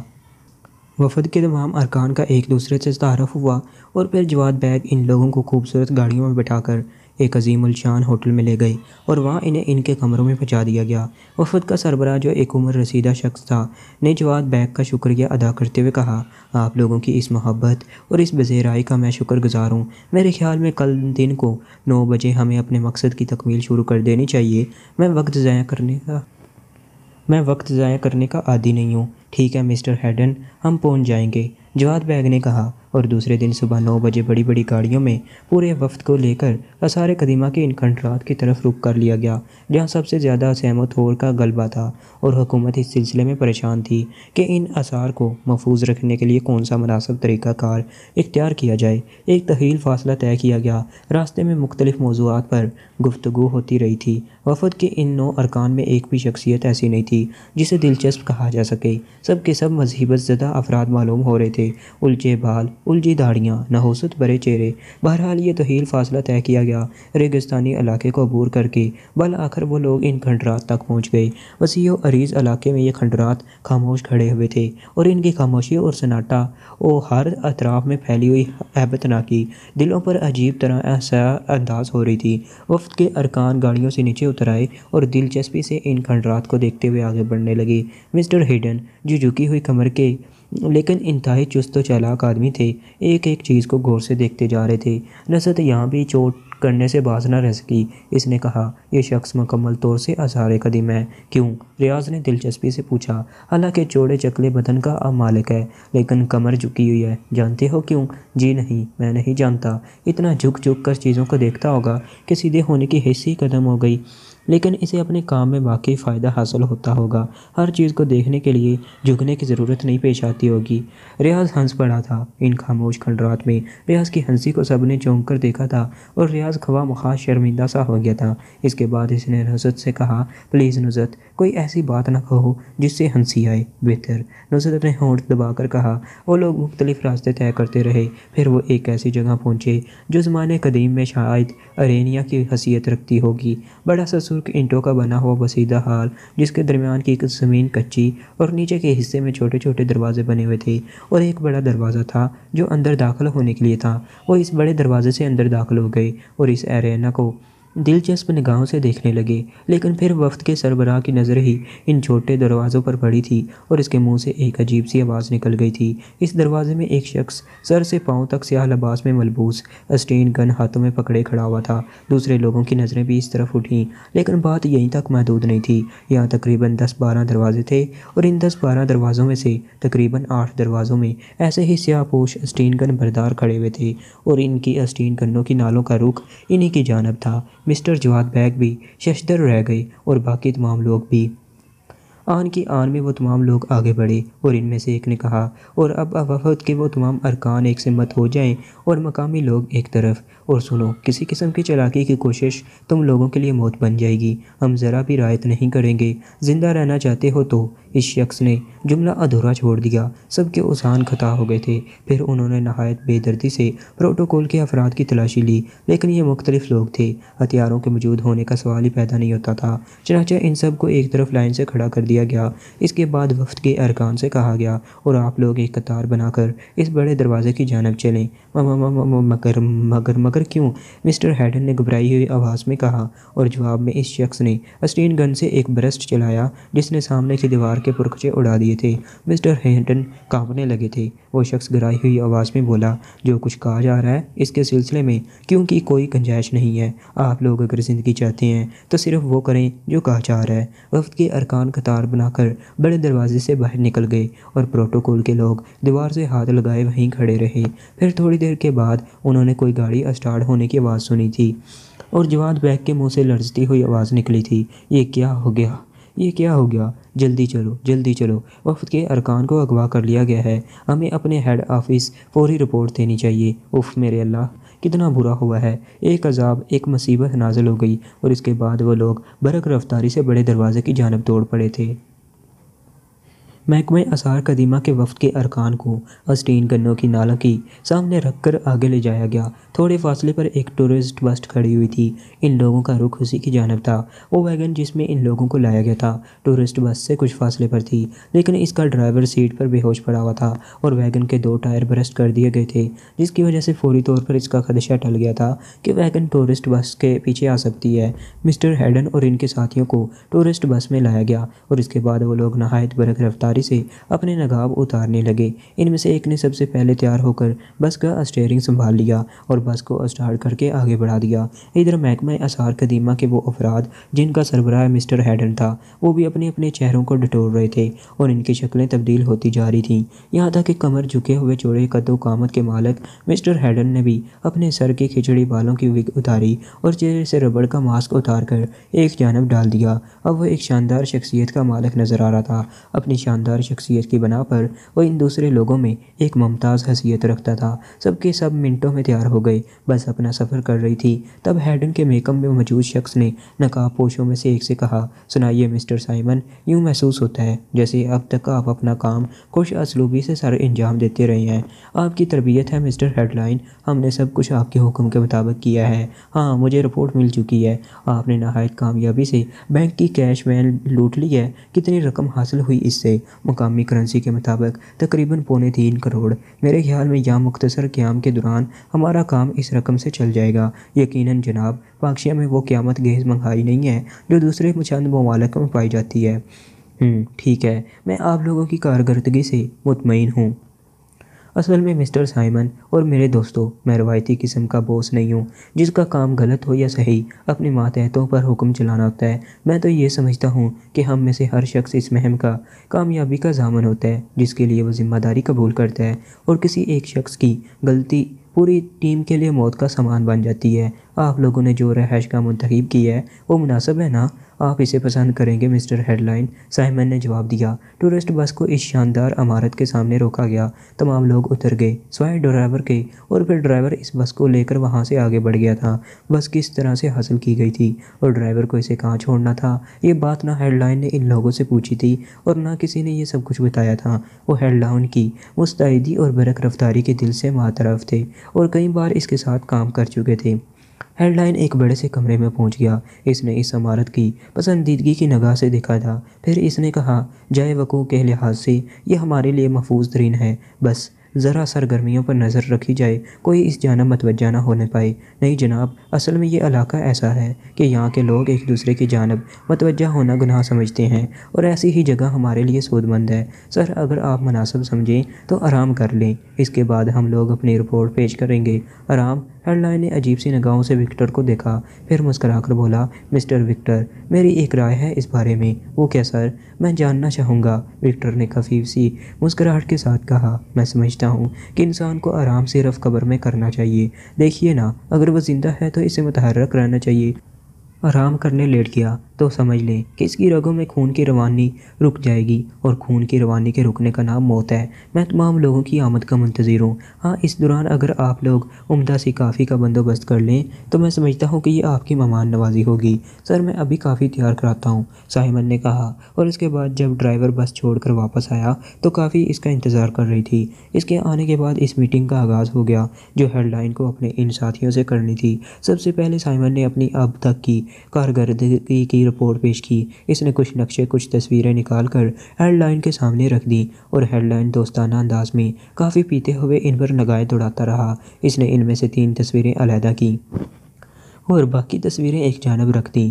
پھر اس نے کافی ختم کرنے کے بعد کہا، میں نے جو نظریہ ترتیب دیا ہے کیا آپ لوگ اس سے اتفاق کرتے ہیں؟ مسٹر ہیڈ لائن، آپ کے پروگرام ہی تو آفاقی ہوتے ہیں۔ آپ کے بھیانک منصوبوں کے سامنے شاید آج تک دنیا کا کوئی سیکرٹ ایجنٹ نہیں ٹک سکا ہے، اور آپ نے اپنی انہی منصوبوں کے تحت دنیا بھر میں بڑے بڑے شاندار کارنامے انجام دیے ہیں، اور میں ان کارناموں میں اس نئے کارنامے کا بھی اضافہ چاہتا ہوں۔ اصل میں مجھے بھی کچھ چڑ سی ہو گئی ہے ان لوگوں نے، میرا مطلب ہے ان افراد نے جن کا تعلق 54 گرین سے ہے، کچھ اس طرح X2 کو بڑھا چڑھا کر پیش کیا ہے کہ میرے ذہن میں جھلہٹ آ گئی ہے۔ لیکن اگر آپ لوگ مجھ سے اتفاق کریں گے، انسان کا ذہن اگر کبھی شدت اور جوش کا شکار ہو تو اسے ہمیشہ اپنے آپ سے جنگ کرنی چاہیے، ان سے نہیں جو اسے جوش دلانے کا باعث بنے ہیں۔ اگر وہ اپنے آپ سے جنگ میں جیت لے جائے تو سمجھ لیجئے اس کے دشمن اور مخالف ہار جاتے ہیں۔ یہ میرا نظریہ ہے۔ بہرحال میں چاہتا ہوں کہ آپ لوگ میرے نظریے سے بھی واقفیت حاصل کر لیں۔ خیر تو مسئلہ یہ پیدا ہوتا ہے کہ X2 کے خلاف ہماری یہی محنت ہے کہ ہم اس کے وطن میں وہ سب کچھ کر لیں جس کا وہ تدارک نہ کر سکے۔ میں سمجھتا ہوں مسٹر سائمن، آپ نے وہ سب کچھ کر لیا ہے جس کی ہدایت میں نے آپ کو دی تھی، اور میں ایسے کامیاب لوگوں کی ہمیشہ قدر کرتا ہوں۔ یہ رقم جو ہم نے نہیں یہاں کے بینکوں سے لوٹی ہے یہی خرچ کی جائے گی۔ ہمیں ان کرنسی نوٹوں کی ضرورت نہیں ہے، ہمارے لیے معمولی حیثیت رکھتے ہیں، انہیں تو ہم کہیں سے بھی حاصل کر سکتے ہیں، لیکن کوئی کام اگر کیا جائے اور اس کے لیے دوسروں کی جانب دیکھا جائے تو کم از کم ہیڈ لائن ایسا نہیں کرتا۔ آپ جانتے ہیں یہ رقم کن لوگوں پر خرچ ہوگی؟ نہیں جناب، اس بار مائک نے جواب دیا تھا۔ مائی ڈیئر مسٹر مائک، یہ تصویریں جو آپ لوگوں نے اپنی محنت سے حاصل کی ہیں، ان میں صرف یہ 3 تصویریں ہمارے کام کی ہیں۔ یہ تصویر جو ہمارے کام کے لیے بنیادی حیثیت رکھتی ہے ڈریم شو پوائنٹ کی ہے۔ ڈریم شو پوائنٹ پر جو کام ہوگا اس کے سلسلے میں ہمیں متعلقہ افراد تلاش کرنا ہوں گے، اور ان نوٹوں کا ایک بہت بڑا حصہ ان میں سے کسی ایک ایسے شخص کو دیا جائے گا جو ہمارے کام کے لیے بنیادی حیثیت رکھتا ہوگا۔ ہم اسے کی مین کہہ سکتے ہیں، اور کی مین کی تلاش بہرطور میرا کام ہے۔ آپ لوگ اس سے بری الذمہ ہیں۔ نمبر 2، ڈیم، جو پاکشیا کی معیشت کے لیے بڑی اہمیت کا حامل ہے اور بڑے تنازعات رہے ہیں اس کے لیے۔ نمبر 3، ایٹمی بجلی گھر، جس کا کام اور بھی بہت کچھ ہے، اس کے بارے میں آپ کو تفصیلات بتانا میرا خیال ہے غیر مناسب ہے، اور نہ ہی یہ آپ لوگوں کے لیے ضروری ہے۔ آپ لوگ میری بات سمجھ رہے ہیں نا؟ میرا مطلب یہ ہے کہ یہ 3 پوائنٹ ہمارے لیے مین پوائنٹس ہیں۔ اس کے بعد ڈی پوائنٹس آ جاتے ہیں۔ ڈی پوائنٹس کا مطلب یہ ہے کہ جن پر ہم نے کام کر کے مقامی مشینری کو ان کی جانب متوجہ کرنا ہے اور ان میں الجھان دینا ہے۔ مائی ڈیئر مسٹر سائمن، میں چاہتا ہوں کہ آپ ان نوٹوں کی قوت سے لوگوں کو خریدیے، اور اب آپ کو اپنی تمام تر طاقت ان بقایا افراد کے ساتھ اس کام پر لگا دینی چاہیے۔ زیر زمین تنظیموں کے بارے میں معلومات حاصل کیجیے، ان میں سے کام کے لوگوں کو تلاش کر کے خرید لیجیے، جو مانگے ان کے حوالے کیجیے۔ پاکشیا میں ہمارے کام کے دوسرے لوگ وہ انتہا پسند مذہبی جماعتیں ہیں جو اپنے نظریات کی بنیاد پر کبھی کبھی ایک دوسرے پر نبرد آزما ہو جاتی ہیں۔ یہ لوگ ہمارے لیے بہترین ثابت ہوں گے۔ آپ دوسرا اہم کام ان لوگوں پر توجہ سمجھیے گا۔ میں سمجھتا ہوں کہ اس کے بعد مجھے مزید کچھ کہنے کی ضرورت باقی نہیں رہتی۔ اب یہ آپ کی ذمہ داری ہے۔ آپ اطمینان رکھیے جناب۔ سائمن نے مسکراتے ہوئے گردن جھکا دی۔ سر سلطان نے مسکراتے ہوئے عمران کا خیر مقدم کیا تھا۔ عمران سلام کرنے کے بعد بیٹھ گیا۔ سر سلطان دیر تک مسکراتی نگاہوں سے اسے دیکھتے رہے تھے، پھر انہوں نے کہا، عمران، کیا ہماری اور تمہاری ملاقات کے اس انداز میں یکسانیت نہیں پیدا ہو گئی ہے؟ کوئی مسئلہ ہوتا ہے میں تمہیں فون کرتا ہوں اور کہتا ہوں کہ عمران مجھ سے فوراً مل لو، اور تم یہاں آ جاتے ہو، پھر ہمارے تمہارے درمیان ایک مخصوص انداز میں گفتگو ہوتی ہے، میں تمہیں واقعات بتاتا ہوں اور تم ان پر کام شروع کر دیتے ہو۔ اس میں کوئی تبدیلی ہونی چاہیے۔ اب یوں کیجیے جناب کہ آپ اس سلسلے میں کام کریں، میں واقعات پر نگاہ رکھوں گا۔ گویا میری سیٹ لینا چاہتے ہوئے۔ توبہ توبہ، ایسی کانٹوں بھری سیٹ کیا کہتے ہیں اسے؟ کچھ رومانی سا جملہ ہوتا ہے، غالباً کانٹوں بھری سیٹ کہتے ہیں اسے، اور یہ بھی یکسانیت ہی کا ایک انداز ہے کہ تم تھوڑی دیر مجھ سے پرمزہ گفتگو کرتے ہو اور پھر باز آ جاتے ہو۔ سر سلطان ہنس کر بولے، اس میں بھی کوئی تبدیلی ہونی چاہیے، بالکل ہونی چاہیے۔ تو سر آپ یوں کریں کہ تھوڑے دن کے لیے مجھے ہر مشکل سے آزاد کر دیں۔ کیوں؟ میں تبدیلی پر غور کروں گا۔ جی نہیں، غور کرنے کے لیے آپ کے پاس وقت نہیں ہے، سر سلطان نے کہا۔ پھر یوں ہی چلنے دیجیے، عمران مردہ سے لہجے میں بولا۔ حالات کیسے جا رہے ہیں آپ بتائیے؟ وہی چھوٹے موٹے جرائم ہوتے رہتے ہیں۔ ویسے تو اصولی طور پر ہر جرم کی تفتیش ہونے کے بعد مجرموں کا سامنا آنا ضروری ہے، لیکن خیر محکمہ پولیس کو بھی ذمہ دار قرار نہیں دیتا۔ ظاہر ہے جرم کرنے والے پہلے محکمہ پولیس کو اپنے جرم کی رپورٹ پیش نہیں کرتے کہ وہ یہ جرم کرنے جا رہے ہیں، بلکہ جرم ہو جاتا ہے، اور ظاہر ہے مجرم کبھی یہ نہیں چاہتا کہ اس کا جرم آسانی سے قانون کی نگاہوں میں آ جائے اور قانون حقیقتوں تک پہنچ جائے۔ وہ تو پولیس کے لیے ایک امتحان چھوڑ جاتے ہیں اور پھر پولیس وہ امتحانی پرچے حل کرنے میں مصروف ہو جاتی ہے۔ یہ ایک انداز ہے، اس میں کوئی شک نہیں ہے کہ پولیس کی ذمہ داری ہی یہی ہے کہ وہ جرم کو اول تو ہونے سے روکے، اگر جرم ہو جائے تو فوری طور پر اپنی ذہانت سے کام لے کر مجرموں کو گرفتار کرے۔ لیکن بہرحال انسان کی ذہنی پہنچ پر بھی نظر رکھنی چاہیے، وقت تو لگتا ہی ہے اس میں۔ بے شک جناب، لیکن نتیجہ کیا ہوتا ہے؟ وہی کہ پولیس مجرم کو تلاش کرنے میں ناکام رہی۔ اس کے بڑے گہرے عوامل ہیں عمران، اور تم بھی ان سے انکار نہیں کرو گے۔ ابھی تھوڑے دن پہلے ایک ڈکیتی ہوئی، ڈاکے پڑتے ہیں، اکا دکا لوگ مارے جاتے ہیں، لیکن ایک ایسا منظم ڈاکہ جس کے بارے میں یہ کہا جا سکتا ہے کہ وہ کسی معمولی گروہ کا کام نہیں ہے۔ پھر 9 افراد کا قتل، ایسی چیزیں اگر راز میں ہی رہ جائیں اور ایسا جرم کرنے والے مجرم نہ پکڑے جائیں تو واقعی شرم اور افسوس کی بات ہوتی ہے۔ جی ہاں، ایسی ایک واردات میرے علم میں آئی تھی، کوئی حل نہیں نکلا ہے ابھی تک، اور پھر ایک اور بڑی واردات ہو گئی۔ وہ کیا؟ اس سے پہلے بھی کچھ انجینئر کو ایک ڈیم سے اغوا کر لیا گیا تھا۔ یہ اغوا برائے تاوان تھا۔ اس کے بعد اور بھی کئی ایسے واقعات ہوئے۔ اصل میں یہ رجحان خطرناک ہے۔ اس رجحان کی وجہ سے پاکستان میں ترقی کی رفتار رک جائے گی اور غیر ملکی ماہرین ہمارے یہاں آنے سے گھبرائیں گے۔ یہ ایک سازش بھی ہو سکتی ہے عمران، پاکستان کی ترقی کے خلاف، اور تم جانتے ہو کہ سازش کرنے والے اپنے اعلی کار ہمیں میں سے منتخب کرتے ہیں۔ اصل مسئلہ یہ ہے کہ مقامی لوگوں کو ان کا اعلی کار بننے سے روکا جائے۔ اب میں ایک وفد کی بات کرتا ہوں۔ آثار قدیمہ کے کچھ ایسے نایاب علاقوں کی دیکھ بھال کے سلسلے میں محکمہ آثار قدیمہ اور وزارت ثقافت نے کچھ لوگوں کو دعوت دی تھی، اور یہ وفد یہاں پہنچا۔ آثار قدیمہ کے ذمہ دار ارکان اس وفد کو لے کر ایک تاریخی علاقے میں پہنچ گئے۔ وہاں اس وفد کے 9 افراد کو اغوا کر لیا گیا اور ابھی تک ان کا پتہ نہیں ہے۔ جی ہاں، یہ خبر مجھ تک پہنچ چکی ہے۔ کیسے؟ اخبارات میں تو یہ خبر نہیں دی گئی، اور وزارت داخلہ کے مشورے کے بعد یہ طے کیا گیا کہ اس خبر کو مکمل طور پر ابھی پوشیدہ رکھا جائے اور وفد کے ارکان کو تلاش کیا جائے۔ آئی جی ڈپارٹمنٹ میں اس سلسلے میں ایک اہم میٹنگ ہوئی اور تمام ایجنسیوں کو چوکس کر دیا گیا۔ لیکن عمران، میں مطمئن نہیں ہوں۔ یہ بات ایک اہم قومی مسئلہ بن گئی ہے۔ اگر وفد کے ارکان دستیاب نہ ہوئے تو پاکستان کے بارے میں بڑے بڑے اثرات مرتب ہوں گے۔ حکم جناب، عمران نے کہا۔ کیا حکم دوں گا؟ بس یہ سمجھ لو کہ چونکہ یہ ایک قومی مسئلہ ہے، اس لیے تمہیں ہی زحمت کرنا ہوگی۔ ٹھیک ہے، میں بھی کوشش کروں گا، لیکن بات وہی تاوان والی آ جاتی ہے۔ ابھی تک اس کے لیے حکومت سے کوئی رابطہ قائم نہیں کیا گیا۔ اگر ایسا ہو جاتا تو ہم انتہائی خاموشی کے ساتھ کوئی نہ کوئی فیصلہ کر لیتے۔ بڑے اثرات مرتب ہو رہے ہیں۔ اس سلسلے میں ایسے کئی واقعات ہو چکے ہیں جس کی وجہ سے خود وزیر اعظم کو تشویش ہو گئی ہے اور ہدایت کی گئی ہے کہ وفد کی بازیابی کے لیے ہر عمل کیا جائے۔ عمران پرخیال انداز میں گردن ہلانے لگا تھا۔ چند لمحات خاموش رہنے کے بعد اس نے کہا، ٹھیک ہے جناب، میں اس سلسلے میں اپنی ذمہ داریاں پوری کرنے کی کوشش کرتا ہوں۔ شکریہ عمران۔ اصل میں کوئی مسئلہ ذاتی نہیں ہوتا۔ ملکی معاملات میں جو بھی خرابی پیدا ہو، میں سمجھتا ہوں ہر اس شخص اس کا ذمہ دار ہے، اور اس خرابی کا تدارک کرنے کے لیے اسے سرگرم عمل ہو جانا چاہیے۔ یہ بھول کر کے کون کون کام کر رہا ہے؟ عمران نے سر سلطان سے اجازت طلب کر لی تھی۔ پھر وہ سر سلطان کی کوٹھی سے نکل کر چل پڑا، اور اس وقت وہ ایک بھری سڑک پر جا رہا تھا جب فیاض کی جیپ اچانک اس کے سامنے آ کر اس طرح رکی تھی کہ عمران کو کار کے بریک لگانے پڑے۔ وہ گسیلی نگاہوں سے فیاض کو دیکھنے لگا۔ فیاض گاڑی سے مسکراتا ہوا نیچے اتر آیا تھا، اور وہ اس وقت سادہ لباس میں تھا، جبکہ جیپ پولیس ڈپارٹمنٹ کی تھی اور فیاض خود ہی اسے ڈرائیو کر رہا تھا۔ یہ کیا بدتمیزی ہے جناب، آپ نے اس طرح میری گاڑی کا راستہ کیوں روکا ہے؟ عمران گسیلے انداز میں بولا۔ اس لیے کہ وہ سامنے ہی ایک ریستوران ہے اور میں آپ کو اس میں ایک کپ کافی پلانا چاہتا ہوں۔ کیا آپ نے مجھے کوئی خوبصورت لڑکی سمجھ لیا ہے جو اس طرح راستہ روک کر کافی کی پیشکش کر رہے ہیں؟ میں اپنے قانونی حقائق محفوظ رکھتا ہوں، آپ کی مصیبت آ جائے گی۔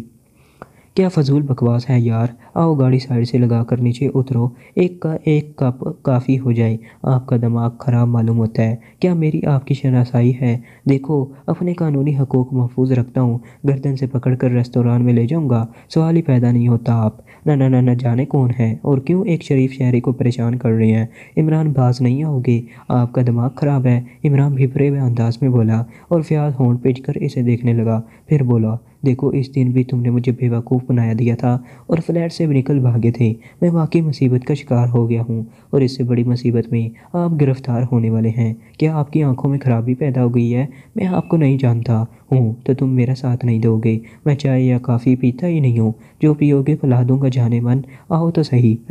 इधर आओ, इमरान ने सामने से गुजरते हुए 2 कांस्टेबलों को रोक कर कहा और कांस्टेबल इसकी जानब मुतवज्जा हो गए। फिर वो इमरान के पास आ गई। देखो ज़रा देखो, इन्होंने मेरी गाड़ी के आगे अपनी गाड़ी रोक दी है और हम मुझे अगवा करना चाहते हैं। क्यों जनाब, क्या बात है? कांस्टेबलों ने फ़याज़ को घूरते हुए कहा। जाओ, भाग जाओ, क्यों फजूल बकवास कर रहे हो? ये मेरा दोस्त है, आपको थाने चलना पड़ेगा, एक कांस्टेबल ने अकड़ कर कहा।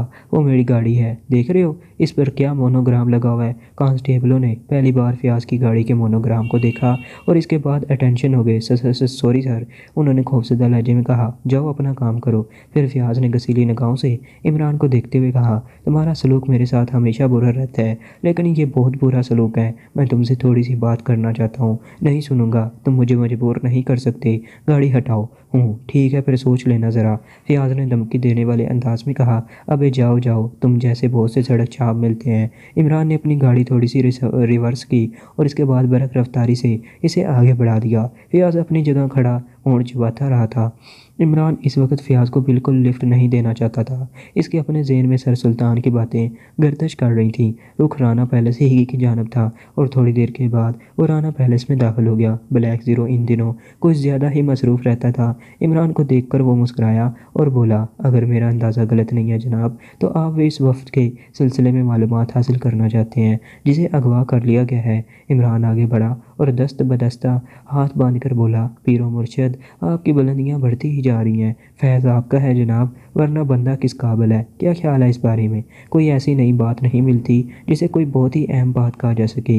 मेरा ख्याल है ये सब कुछ मामूल के मुताबिक ही है, यानी इस अंदाज में हो रहा है जिस अंदाज में इससे पहले भी हो चुका है। तुम्हारा मतलब है वो लोग जो इससे पहले भी ये काम सर अंजाम दे चुके हैं? इम्कान तो यही है इमरान साहिब, क्योंकि इनके खिलाफ़ कोई ऐसी मौसर कार्रवाई नहीं हुई जो इनके रास्ते रोक सकती हूँ, लेकिन फिर भी मेरा ख्याल है हमें इस तरफ तवज्जो देनी चाहिए, क्योंकि ये मसला बैनुल-अक़वामी गड़बड़ पैदा कर सकता है। मुझे पूरा एहसास है इस बात का, और मैंने जो आपसे फ़ौरन ही इस मसले में ये अल्फाज कह डाले, इसकी बुनियाद भी यही एहसास है। तो फिर क्या ख्याल है? इमरान ने कहा, जैसा आपका हुक्म हो, हमें काम शुरू कर देना चाहिए। इमरान कुछ देर सोचता रहा, फिर बेइख्तियार मुस्कुरा पड़ा। ब्लैक ज़ीरो, यस सर, मेरा ख्याल है इस बार सीक्रेट सर्विस की पूरी टीम को इस मामले में उलझा दो। मतलब इनसे कहो कि इन्हें X2 की मदद के बगैर इस सिलसिले में काम करना है और ये इनका इम्तिहान है। तमाम तफसीलात से इन्हें आगाह करके इनसे कहो कि सारे कदीमा के इस वफ़द की बाजियाबी इनकी ज़िम्मेदारी है और तरीक़ेकार भी वही मुतय्यन करें। X2 इस बार ना तो इन्हें कोई मदद देगा, ना इन्हें कोई हिदायत करेगा। जो कुछ करना है उन्होंने खुद ही करना है। इनसे कहो कि वो खुद अपने लिए इंचार्ज भी मुकर्रर कर लें और इसकी हदायत के तहत ये सारी कार्रवाई करें। ब्लैक ज़ीरो कुछ सोचने लगा, फिर बेइख्तियार मुस्कुरा पड़ा। इसके बाद इसने कहा, वाकई ये इनके लिए एक अनोखा और मुश्किल इम्तिहान होगा। बस ठीक है, अब इस सिलसिले में लाए अमल तुम ही तरतीब दोगे और इन सब लोगों को जमा करके हदायत कर दो। ब्लैक ज़ीरो ने आंखें बंद करके गर्दनें खम कर दी।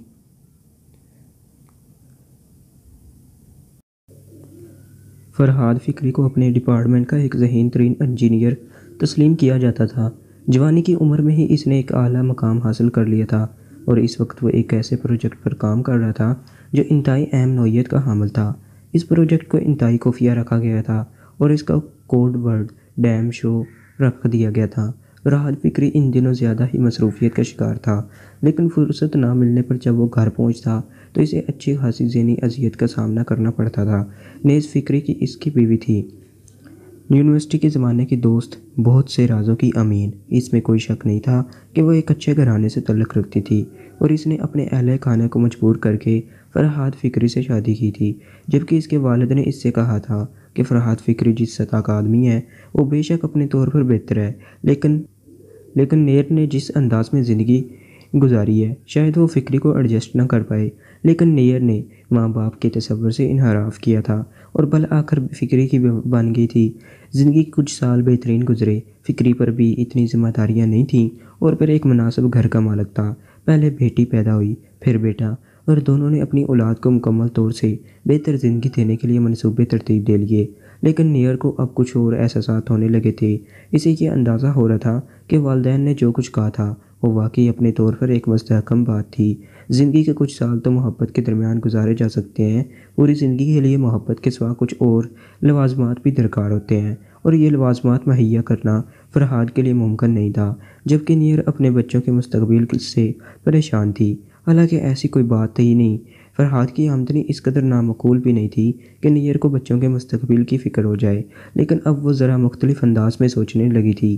اپنا گزارا تو ہو گیا، لیکن زندگی کے مختلف شعبوں میں اس کے بچوں کو وہ مقام حاصل نہیں ہو سکے گا جو خود اسے کسی حد تک حاصل رہا تھا، اور وہ اس سلسلے میں اس نے اب فرحاد سے اختلافات شروع کر دیے تھے۔ اس کا کہنا تھا کہ فرحاد صرف نیک نامی اور انعامات سے مطمئن نہ ہو جائے، بلکہ زندگی کو کسی اور ڈھب پر لانے کی کوشش کرے۔ ایک سرکاری ادارے میں ساری عمر گزار کر جو کچھ حاصل ہو سکتا ہے اس سے زیادہ کے لیے کوشش کرے۔ پہلے تو فرحاد کو بڑی حیرت ہوئی تھی اور اس نے بڑے دوستانہ انداز میں اس موضوع پر نیر سے بات چیت کی تھی، لیکن بعد میں نیر کا رویہ کچھ اس طرح تبدیل ہوتا چلا گیا کہ فرحاد بددلی محسوس کرنے لگا۔ فطرتاً نیک انسان تھا اور اپنے کام سے عشق رکھتا تھا، لیکن گھر میں جو نئی صورتحال پیدا ہو گئی تھی اس نے اسے کافی عرصے سے الجھا رکھا تھا، اور اب نیر کے دلائل پر وہ سوچنے پر مجبور ہو گیا تھا کہ واقعی اس کی زندگی کی ایک لائن مقرر ہے اور اس لائن سے آگے بڑھنا بظاہر دور دور تک نظر نہیں آتا، اور کوئی ایسی صورتحال بھی سامنے نہیں ہے جس سے نیر کی خواہشات کو پورا کیا جا سکے۔ اپنے چھوٹے سے خوبصورت مکان کو اب وہ خود بھی نیر کے تصور کی روشنی میں حقارت سے دیکھنے لگا تھا۔ کار بھی تھی لیکن معمولی سی، اور فرحاد فکری کے پاس کوئی ایسا ذریعہ نہیں تھا کہ وہ اپنے اس طرز رہائش کو بدل لے۔ بہرحال اس وقت وہ دور ذہنی دباؤ میں تھا اور خاصا پریشان رہنے لگا تھا، لیکن اس کے اعلیٰ حکام اس پر مکمل بھروسہ کرتے تھے اور انہوں نے اسے پوری ذمہ داری کے ساتھ ڈریم شو پروجیکٹ کے مشن میں شامل کیا تھا، بلکہ وہ اس مشن کی ایک اہم اور ذمہ دار شخصیت تھا۔ اس دن وہ اپنی ڈیوٹی سر انجام دینے کے بعد اپنی گاڑی میں بیٹھ کر اس ممنوعہ علاقے سے باہر نکلا جو شہر سے کافی فاصلے پر تھا۔ ساحل سمندر پر اس ممنوعہ علاقے کی عمارت بڑے عظیم رازوں کی امین تھی، اور یہاں سے خلا کے بارے میں جو کارروائیاں ہوتی تھیں وہ پورے ملک کے لیے بنیادی نوعیت کی حامل تھیں۔ بہرحال ساحل سے کافی دور نکل آنے کے بعد وہ ایک سنسان سڑک سے گزر رہا تھا کہ اسے ایک لینڈ روور نظر آئی جو کچھ اس طرح کھڑی ہوئی تھی کہ فرحاد فکری کو اپنی گاڑی روکنا پڑی۔ پہلے وہ ہارن دیتا رہا اور اس کے بعد گاڑی سے اتر کر اس لینڈ روور تک پہنچا۔ غالباً وہ خالی کھڑی ہوئی تھی، وہ یہ جاننا چاہتا تھا کہ کیا صورتحال ہے۔ لینڈ روور کے قریب پہنچ کر اس نے اندر جھانکا، لیکن نہ جانے کس طرف سے وہ چند افراد نکل آئے جنہوں نے ماسک لگائے ہوئے تھے اور ان کے ہاتھوں میں پستول تھے۔ فرحاد فکری ہنس کر بولا، ارے بھائی، کس غلط فہمی میں مبتلا ہو گئے؟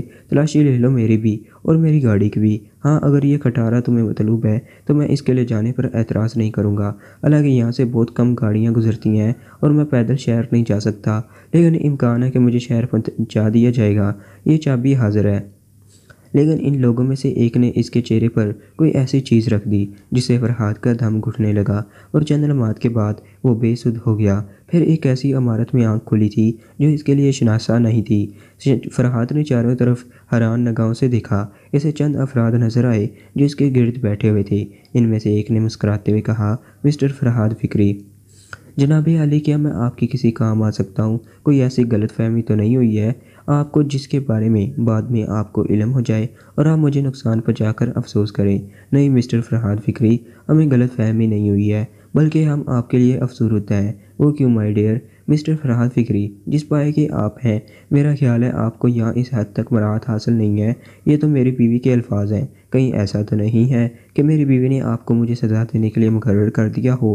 نہیں، ہم تمہاری بیوی میں تمہارے دل میں برا خیال پیدا نہیں کرنا چاہتے، ایسی کوئی بات نہیں ہے۔ اصل میں انسان کو انسان سے واسطہ اور رابطہ ہوتا ہے۔ ہم تم سے کچھ کام لینا چاہتے ہیں، کیا میں اس قابل ہوں؟ بننے کی کوشش مت کرو، ڈریم شو پروجیکٹ کے لیے تم جو کچھ کر رہے ہو وہ بڑی اہم نوعیت کا حامل ہے۔ फरहाद फिक्री के पूरे बदन में सनसनी दौड़ गई। ये तो कुछ मसला ही और निकल आया था।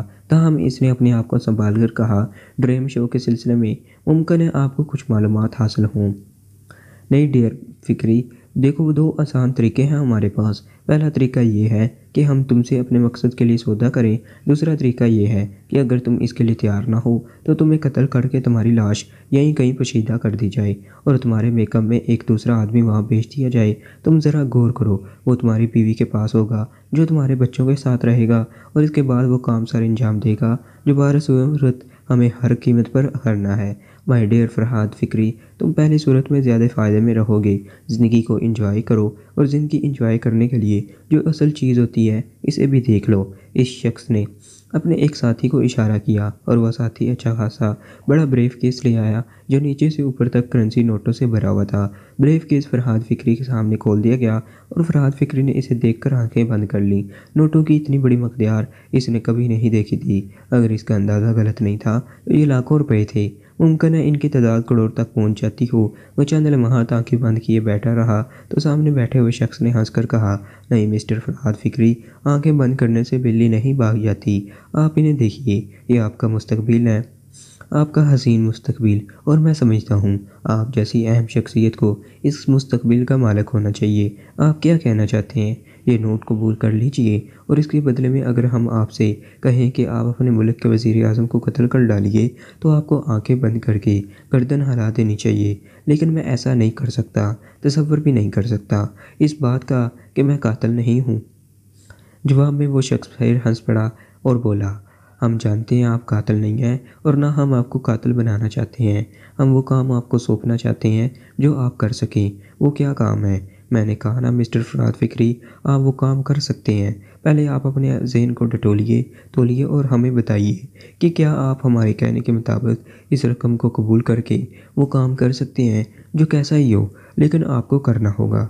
लेकिन जनाब नहीं, लेकिन की गुंजाइश नहीं है। दोनों शक्लें आपके सामने पेश कर दी गई हैं और आप ये ना समझें कि हम बेवकूफ़ हैं। ये ज़िम्मेदारी आपको सौंपने और ये रकम आपको उसी वक्त देने के बाद यूँ समझ लीजिए हम आपको आज़ाद छोड़ देंगे। आप तसव्वुर भी नहीं कर सकते कि कहीं से आपकी कोई देखभाल हो रही है। लेकिन अगर आपने गद्दारी की और हमारे काम को करने की कोशिश के बजाय अपने आला हुकाम को इस सिलसिले में इतला दी तो फरहाद फिक्री साहब आप दुनिया के आखिरी सिरे पर चले जाइए या अपने बीवी और बच्चों को रवाना कर दीजिए। हम इनके लातादार टुकड़े आपके सामने पेश कर देंगे। एक शख्स अगर इतने एतमाद से ये बात कहता है तो वो करने की सलाहियत रखता है। फैसला करने में देर न लगाइए क्योंकि हम जानते हैं कि ड्रीम शो तकमील के आखिरी मलाइल में है और आपका वो मसनूई रॉकेट जो दर हकीकत एक अहम प्रोजेक्ट है फ़ज़ा में प्रवास करने वाला है और आखिरी मरहल तय कर रहा है और आपका इसमें नुमाया किरदार है। अगर आपने लम्हा में ये फ़ैसला ना किया तो हम ज़्यादा इंतज़ार नहीं कर सकेंगे। मौत सामने थी और अंदाज़ा ये हो रहा था कि बचाव मुश्किल है, वो करना पड़ेगा। और इधर ये सब कुछ जो सामने आया था वो नीयर के मुतालबात पूरे करने के लिए आखिरी हैसियत रखता था। इसलिए फरहाद फिक्री ने लम्हों में ही फ़ैसला कर लिया और उसका हाथ ब्रीफ केस पर जा पड़ा। गुड, समझदार लोग हमेशा वो फ़ैसला करते हैं जो इनके रोशन मुस्तकबिल का अमीन हो। ये रकम आपकी हुई, आपकी गाड़ी आपको फ़ौरन दे दी जाएगी। आप इत्मीनान से इस पर जाइए, ब्रीफ केस आपकी गाड़ी में होगा और हमको आपसे 24 घंटे के बाद यानी इस वक्त जब आप अपनी ड्यूटी से वापस आ रहे होंगे खुश आमदीद कहेंगे और आपको तमाम तफसीलात बता दी जाएंगी। ठीक है जनाब, मुझे इस सिलसिले में कोई ऐसा काम करना होगा जिससे आपको मुझ पर एतमानान हो सके। जवाब में वो शख्स हंस पड़ा, फिर बोला, हाँ आप इत्मीनान से यहाँ से वापस जाइए। अपनी बीवी को कोई भी कहानी सुनाइए या अगर ना चाहें तो ना सुनाएं, लेकिन कल आप मुकम्मल तौर पर हमारे काम के लिए आए हों और यूँ समझ लीजिए अपने आप को हमारे मिशन का एक फ़र्द करार देंगे। ठीक है, फरहाद फिक्री ने कहा और उसके बाद वो लोग इसे आंखों पर पट्टी बांधकर बाहर ले आए, एक गाड़ी में बिठाया और गाड़ी ने कितना सफ़र तय किया फरहाद फिक्री को ये बात नहीं मालूम थी। लेकिन जिस जगह वो रुकी वहाँ इसकी अपनी कार मौजूद थी। इसकी चाबी इसके हवाले करके आंखों की पट्टी खोलते हुए उन्होंने इसे अलविदा कहा और फरहाद फिक्री अपनी गाड़ी में बैठकर चल पड़ा। स्टीयरिंग इससे संभाला नहीं जा रहा था। तकरीबन 1 करोड़ रुपए की रकम इसके पास मौजूद थी और इसे इसका मालिक करार दे दिया गया था। लेकिन जो कुछ इसे करना था इसके बारे में इसे अच्छी तरह मालूम था وہ ایک ایسا جرم ہوگا جس کے بعد جرم کا تصور ذہن سے ختم ہو جائے گا۔ گھر میں داخل ہونے سے پہلے اس نے اپنے آپ کو پوری طرح سنبھال لیا تھا۔ یہ رقم بھی انہیں نیئر سے محفوظ رکھنی تھی، کیونکہ ابھی فیصلہ نہیں کیا جا سکا تھا کہ یہ رقم اپنے استعمال میں لائی جائے گی یا نہیں۔ بہرطور نیئر نے اس کی کیفیت محسوس کر لی تھی، لیکن اس کا موڈ درستی کب رہتا تھا۔ بس اب تو یوں محسوس ہوتا تھا جیسے اس نے باقاعدہ احتجاج کرنا شروع کر دیا ہو۔ رات کو وہ بے چینی سے کروٹیں بدلتا رہا، فیصلہ کرنا مشکل ہو رہا تھا، لیکن جو کچھ اس سے کہا گیا تھا وہ بھی اس کے لیے انتہائی بھیانک تھا۔ اگر وہ ان کے احکامات نہیں مانے گا تو اس کے بعد جو کچھ ہوگا شاید تصور سے بھی باہر ہو۔ آدھی رات سے زیادہ گزر گئی اور بالاخر اس نے ٹھنڈی سانس لے کر ایک آخری فیصلہ کیا، اور اس فیصلے کے بعد اسے نیند آ گئی۔ جولیا کی فلیٹ پر سب جمع ہوئے تھے اور سب کی آنکھوں میں تجسس تھا۔ صفدر نے مسکراتے ہوئے کہا، مس جولیا، کیا آپ کوئی خاص اعلان کرنا چاہتی ہیں؟ اللہ کے لیے شادی کا اعلان نہ کر دیجیے گا۔ خاور نے اپنی گھنی مونچھوں پر انگلیاں پھیرتے ہوئے کہا۔ جولیا نے ایک نگاہ اسے دیکھا اور ناگواری سے منہ بنا کر خاموش ہو گئی۔ پھر انہوں نے صفدر سے کہا، X2 کی ہدایت ہے اور میرا خیال ہے خاور کی تشویش سے بھی X2 کو آگاہ کر دیا جائے۔ ابھی تھوڑی دیر کے بعد وہ ٹرانسمیٹر پر رابطہ قائم کرنے والا ہے۔ ارے نہیں، آپ شاید برا مان گئی، میں نے تو یہ سب کچھ اسرائے مذاق کیا تھا۔ خاور، مذاق کا ایک معیار ہونا چاہیے، آپ ہمیشہ غیر معیاری گفتگو کرتے ہیں۔ میں اس سلسلے میں X2 سے احتجاج کرنا چاہتی ہوں۔ میں معذرت چاہتا ہوں مس جولیا، مجھے افسوس ہے اگر آپ کو میرے الفاظ سے دکھ پہنچا ہے۔ خاور نے نہایت شرافت سے کہا۔ یہ سن کر اس کے ہوش اڑ گئے تھے کہ یہ احتجاج X2 کی ہدایت پر ہوا ہے، اور پچھلے کچھ وقت سے X2 ذرا زیادہ شدید ہو گیا تھا، اور اس نے سختی سے ان لوگوں کو ہدایت کی تھی کہ ہوش و حواس قائم رکھے جائیں، ورنہ نقصانات کے امکانات ہیں۔ X2 کے لہجے کو اچھی طرح محسوس کر لیا گیا تھا اور وہ لوگ واقعی متحد ہو گئے تھے۔ پھر تھوڑی دیر کے بعد ٹرانسمیٹر پر اشارہ موصول ہوا اور جولیا نے وہ بڑا ٹرانسمیٹر آن کر دیا جو سامنے رکھا ہوا تھا۔ تب X2 کی آواز بھری، جولیا، یس سر، کیا تمام لوگ موجود ہیں؟ جی سر، سب آ چکے ہیں ہوں۔ صفدر، یس سر، میں تم لوگوں کو اس بار ایک دلچسپ صورتحال پیش کر رہا ہوں۔ جی سر، صفدر نے احترام سے کہا۔ شہر کے حالات سے تم لوگ بھی ناواقف نہیں ہوگے۔ طرح طرح کی برائیاں جنم لے رہی ہیں، ایسے ایسے واقعات ہو رہے ہیں جو بہرحال طور ملک کے لیے بدنامی کا باعث ہیں۔ ہم کتنی ہی چشم پوشی اختیار کر لیں، لیکن بہرحال اپنے آپ کو ان واقعات سے بری ذمہ قرار نہیں دے سکتے، اور یہ سب کچھ ہم لوگوں کی ذمہ داری ہے کہ اس کے خلاف کام کریں۔ تم لوگوں کو ہدایت کرتا ہوں کہ اس بار تم اپنے طور پر کام کرو۔ خصوصاً میں 2 کیس تمہارے سپرد کرتا ہوں۔ نمبر 1 یہ کہ کچھ عرصہ قبل اسٹیٹ بینک کی کیش وین لوٹی گئی تھی اور ایک بہت بڑی رقم ڈاکوؤں کے قبضے میں چلی گئی۔ رقم پر لعنت بھیجی جائے، لیکن 9 قیمتی افراد کا قتل ہمارے منہ پر ایک تماچا ہے۔ پولیس بھی اس سلسلے میں کارروائی کر رہی ہے، لیکن اس کا کام اپنی جگہ میں چاہتا ہوں کہ تم لوگ اس سلسلے میں کام کرو اور کوئی مناسب حل تلاش کرو۔ نمبر 2 ایک ثقافتی وفد کے 9 ارکان کی گمشدگی ہے۔ انہیں ایک ایسی جگہ سے اغوا کیا گیا جو تاریخ کا ورثہ ہے اور ابھی تک ان کے بارے میں کوئی پتہ نہیں چل سکا۔ یہ دونوں کیس میں تم لوگوں کے سپرد کرتا ہوں۔ تم اپنے طور پر تحقیقات کرو گے اور یہ اختیار بھی تمہیں ہی حاصل ہے کہ آپس میں فیصلہ کر کے کسی ایک کو اپنا انچارج منتخب کر لو۔ میری طرف سے بالکل کوئی پابندی نہیں ہے کہ جولیا یا صفدر کو ہی تم لوگ اپنا انچارج بناؤ۔ یہ تمہارا ذاتی فیصلہ ہوگا، اور میری ہدایت ہے کہ جو بھی فیصلہ آپس کے اتفاق سے کیا جائے اس پر کسی کو اعتراض نہیں ہونا چاہیے۔ میں کام چاہتا ہوں۔ اس سلسلے میں تمام تفصیلات تم اپنے انچارج کو مہیا کرو گے۔ 2 ٹولیاں بنا لی جائیں گی اور دونوں کیس پر کام کیا جائے گا۔ میں چاہتا ہوں کہ صرف انچارج اپنی کارروائیوں کی رپورٹ مجھے پیش کرے، اور یہ بھی اسے اختیار ہے کہ رپورٹ پیش کرے یا نہ کرے، فیصلہ اسے کرنا ہوگا۔ میں ان دونوں جرائم کے ذمہ دار افراد کی گرفتاری چاہتا ہوں اور ثقافتی وفد کی بازیابی بھی۔ وہ سب دنگ رہ گئے تھے۔ X2 کی بھرائی ہوئی آواز پھر ابھری، کسی کو کوئی اعتراض ہے؟ اعتراض نہیں ہے جناب، لیکن کسی رہنمائی کے بغیر میں نے بارہا محسوس کیا ہے کہ آپ لوگوں میں سے چند افراد میرے اقدامات سے کچھ انفراد برتے ہیں، یا اگر کسی مسئلے میں عمران کو انچارج بنا کر آپ کے درمیان بھیج دیتا ہوں تو آپ کو اس پر شدید اعتراضات ہو جاتے ہیں۔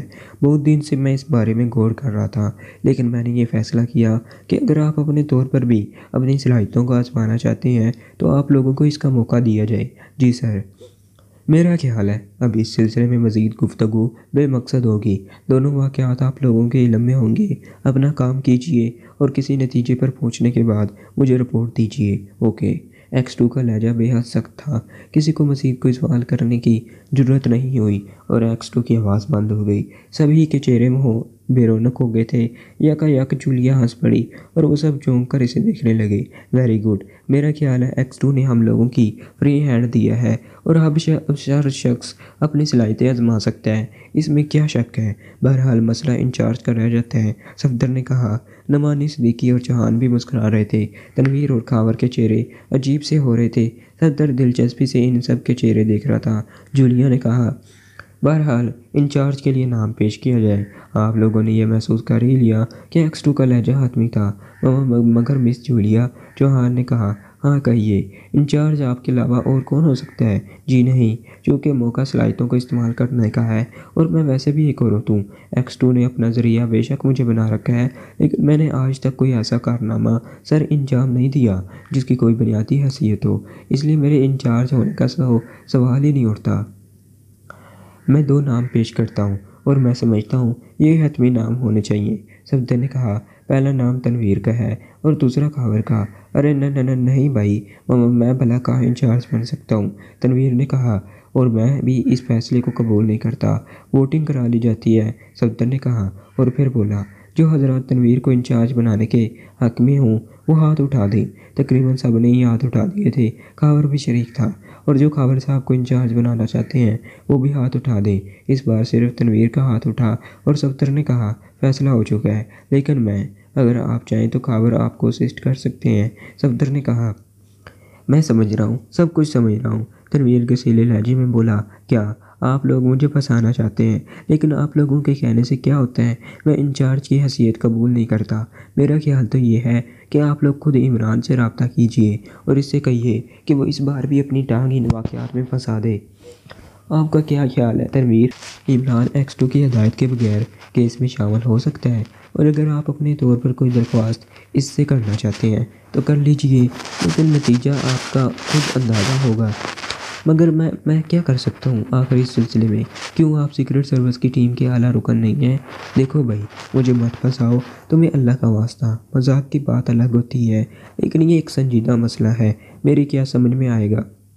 پھر بھی تنویر صاحب، X2 نے سب کو یہ اختیار دیے ہیں کہ کسی کو ایک اپنا لیڈر چن لیا جائے۔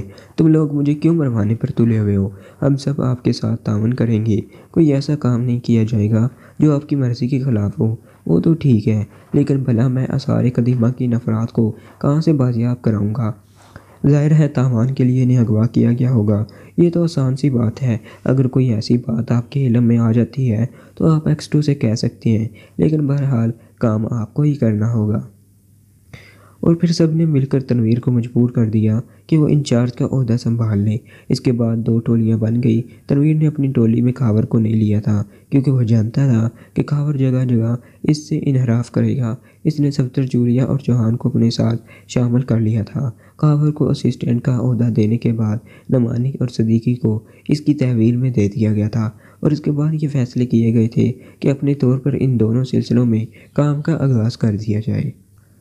کریم داد نیک دل اور سادہ لوح آدمی تھا۔ ایک چھوٹی سی آبادی میں دکان کرتا تھا۔ اس کی دکان اچھی خاصی چل رہی تھی۔ شہر سودا سلف لینے جاتا تھا اور یہاں سے سامان کی گٹھریاں باندھ کر بس میں بیٹھ کر اپنے شہر واپس چلا جاتا تھا۔ اس بار بھی وہ اسی کام سے آیا تھا اور اپنی خریداری میں مصروف رہا تھا۔ دوپہر کو جب وہ اپنا تمام سامان جمع کر چکا تو ایک شخص اس کے قریب آیا۔ اس کے ہاتھ میں ایک بڑا سا پیکٹ دبا ہوا تھا جو کپڑے میں بندھا ہوا تھا۔ کریم داد کے قریب پہنچ کر اس نے کہا، بابا جی، یہ سامان کہاں لے جا رہے ہو؟ کریم داد نے چونک کر اسے دیکھا اور بولا، دکان کا سامان ہے بھیا، اپنی بستی لے جا رہا ہوں، میرا ایک کام کر دو گے؟ ہاں بولو، کیا کام ہے؟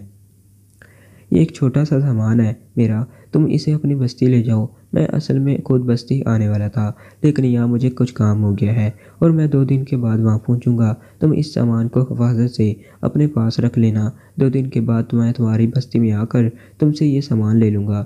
ارے مگر تم مجھے کیسے جانتے ہو؟ بابا جی اصل میں تمہاری بستی آتا جاتا رہتا ہوں اور میں نے تمہاری دکان بھی دیکھی ہے۔ دکاندار بھروسے کا آدمی ہوتا ہے۔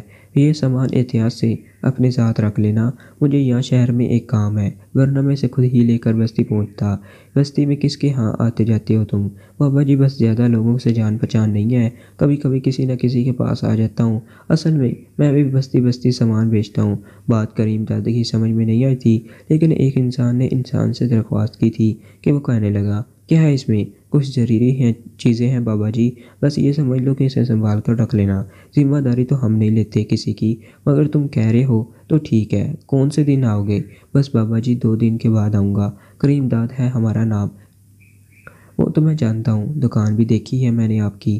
ٹھیک ہے، پرواہ مت کرو، تمہاری امانت تمہیں ایسے ہی مل جائے گی، کریم داد نے کہا، اور وہ سامان احتیاط سے اپنے سامان کی گٹھری میں رکھ لیا اور وہ شخص شکریہ ادا کر کے چلا گیا۔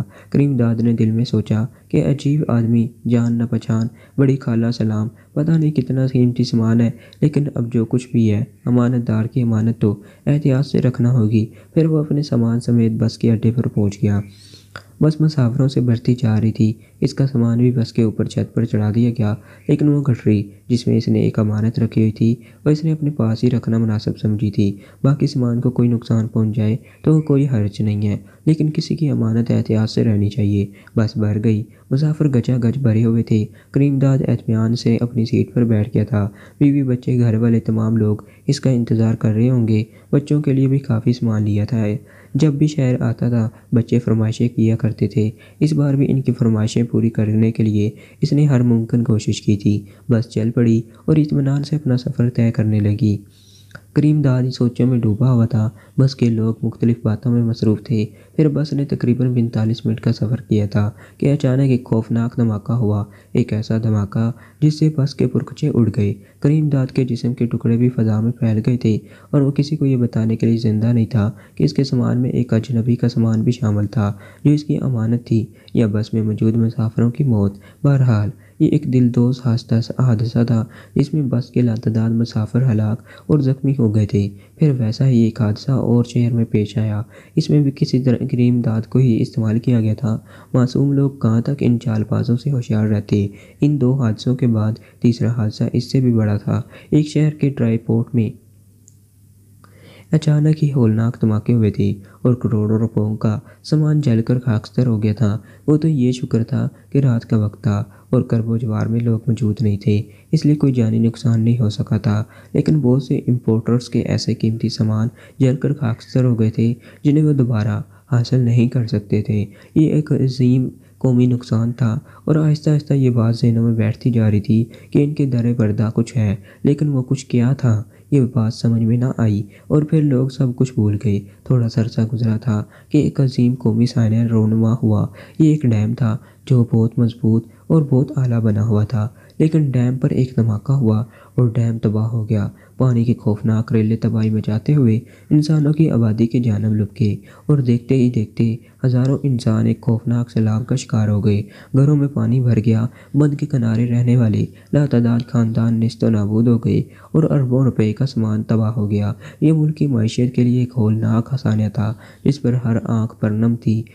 ذمہ دار ارکان نے بعد میں امدادی کارروائیاں کر کے لوگوں کو اس ہولناک عذاب سے نجات دلا دی تھی، لیکن ڈیم کی تباہی اور انسانی جانوں کا ضیاع اور اس کے ساتھ ساتھ ہی معیشت پر ایک کاری ضرب حکومت اور ملک کے حساس اداروں کے لیے ایک غمناک سانحہ تھا جس کی کمی عرصہ دراز تک پوری نہیں کی جا سکتی تھی۔ تنویر کے حواس آہستہ آہستہ ٹھکانے آتے جا رہے تھے۔ ابتدا میں تو اس نے بڑی زبردست اداکاری شروع کر دی تھی۔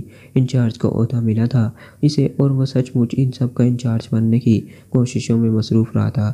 وہی روب، وہی انداز، وہی احکامات، خاص طور سے جولیا کو احکامات دیتے ہوئے اسے دلی خوشی ہوتی تھی، لیکن اس بات پر بھی حیران تھا کہ جولیا نے اپنا مزاج بدل لیا تھا۔ وہ نہایت احترام کے ساتھ تنویر کی ہر ہدایت پر عمل کر رہی تھی اور کبھی کبھی تو تنویر حیران نگاہوں سے اسے دیکھنے لگتا تھا۔ اس دوران اس نے خاص احمقانہ حرکتیں بھی کی تھیں۔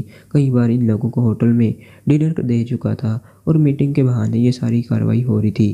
دوسری طرف اسسٹنٹ کی حیثیت سے خاور بھی اپنے نمبر بنانے کے چکر میں تھا۔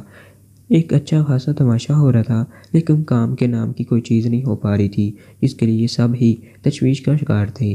ایکس 2 نے ان لوگوں سے مذاق نہیں کیا تھا، بلکہ سنجیدگی سے یہ ذمہ داریاں ان کے سپرد کی تھیں، اور ابھی تک کوئی ایسی اطلاع ان کے پاس موجود نہیں تھی جو ایکس 2 کو دی جا سکے۔ ثقافتی وفد کے ارکان کی بازیابی کے لیے ہر ممکن کوشش کی جا رہی تھی، لیکن کہیں سے کوئی پتہ نہیں چل سکا تھا، اور نہ ہی ان 9 افراد کے قتل یا ڈاکے کے بارے میں تفتیش آگے بڑھی تھی۔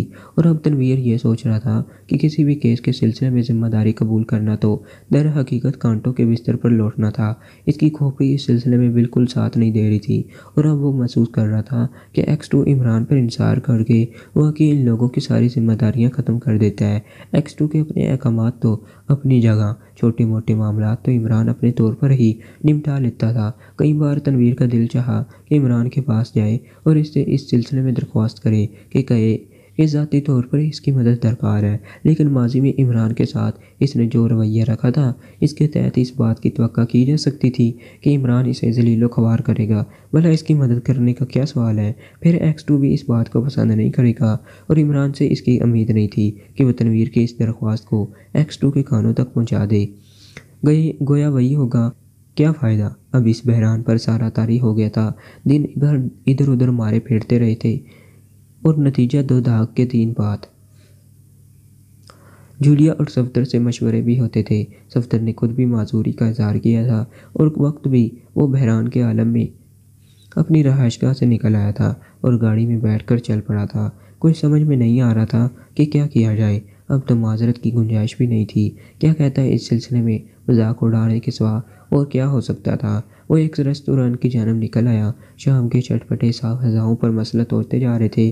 ماحول میں وہی ہنگامہ انگیزی تھی۔ ریستوران میں زیادہ رش نہیں تھا، ایک اچھی خاصی پرسکون جگہ تھی۔ تنویر اپنی گاڑی سے اتر کر چند قدم ہی آگے بڑھا تھا کہ اچانک اس پر ایک فلیش لائٹ اسپارک ہوئی اور وہ چونک کر رک گیا۔ سامنے ایک مجہول سا شخص نظر آ رہا تھا۔ گھنی داڑھی، بے ترتیب مونچھیں، میلا کچیلا لباس۔ اس کے پاس کیمرہ تھا اور اس نے تنویر کا فوٹوگراف بنایا تھا۔ تنویر چونک پڑا، خاص طور سے اس شخص کی مشکوک کیفیت نے اسے اور حیران کر دیا۔ وہ اس طرح پلٹ کر واپس چل پڑا تھا جیسے تنویر کی نگاہوں سے بچنا چاہتا ہو۔ تنویر کے ذہن میں سینکڑوں میں تصورات گردش کرنے لگے۔ ریستوران میں داخل ہونے کے بجائے وہ برق رفتاری سے اپنی کار کی جانب واپس پلٹا اور دروازہ کھول کر اندر بیٹھ گیا، کیونکہ اس نے تصویر بنانے والے شخص کو ایک موٹر بائیک کی جانب بڑھتے ہوئے دیکھا تھا۔ پھر موٹر بائیک اسٹارٹ ہو کر آگے بڑھ گئی تھی۔ اب تنویر کے لیے رکنا مشکل تھا۔ ذہن میں سینکڑوں خیالات آ رہے تھے کہ یہ اسی سلسلے کی کوئی کڑی ہے۔ کیا کسی کو اس بات کا علم ہو گیا ہے کہ وہ ان پراسرار واقعات کی چھان بین کر رہا ہے؟ بس یہی تصور اس کے ذہن میں تھا۔ موٹر بائیک مناسب رفتار سے آگے بڑھ رہی تھی۔ وہ شخص بھی ایسی ہی مشکوک کیفیت کا حامل تھا کہ تنویر کے شبہات کی اور تجدید ہو رہی تھی۔ پھر جب وہ نیشنل ہائی وے پر نکل آیا تو نہ جانے کیوں تنویر کو یہ احساس ہوا کہ آج کا تقدیر شاید کچھ یاوری کرنے والی ہے۔ یہ شخص آخر کہاں جا رہا ہے؟ لیکن پھر اس کا تعاقب کرتے کرتے اسے چٹی کا دودھ یاد آ گیا۔ وہ علاقہ شہر سے کافی فاصلے پر تھا، جس میں دائیں ہاتھ میں ایک کچے راستے پر مڑنے کے بعد وہی جگہ آ جاتی تھی جہاں سے ثقافتی وفد کے ارکان کا اغوا ہوا تھا۔ اور جب موٹر بائیک اس طرف مڑی تو تنویر کا دل خوشی سے اچھل پڑا۔ آج تو واقعی کچھ ہونے جا رہا ہے۔ وہ اس جگہ کئی بار آ چکا تھا اور یہاں کے چپے چپے کا جائزہ لیا تھا۔ اس نے ایک ایسا شخص جس نے اس کی تصویر بنائی ہے اور اس طرف نکل آیا ہے، یقینی طور پر ایک مشکوک شخصیت کا حامل ہے، اور ممکن ہے اس کا تعلق ان لوگوں سے ہو۔ بس ذرا کامیابی کے ساتھ اس کا تعاقب کر لیا جائے۔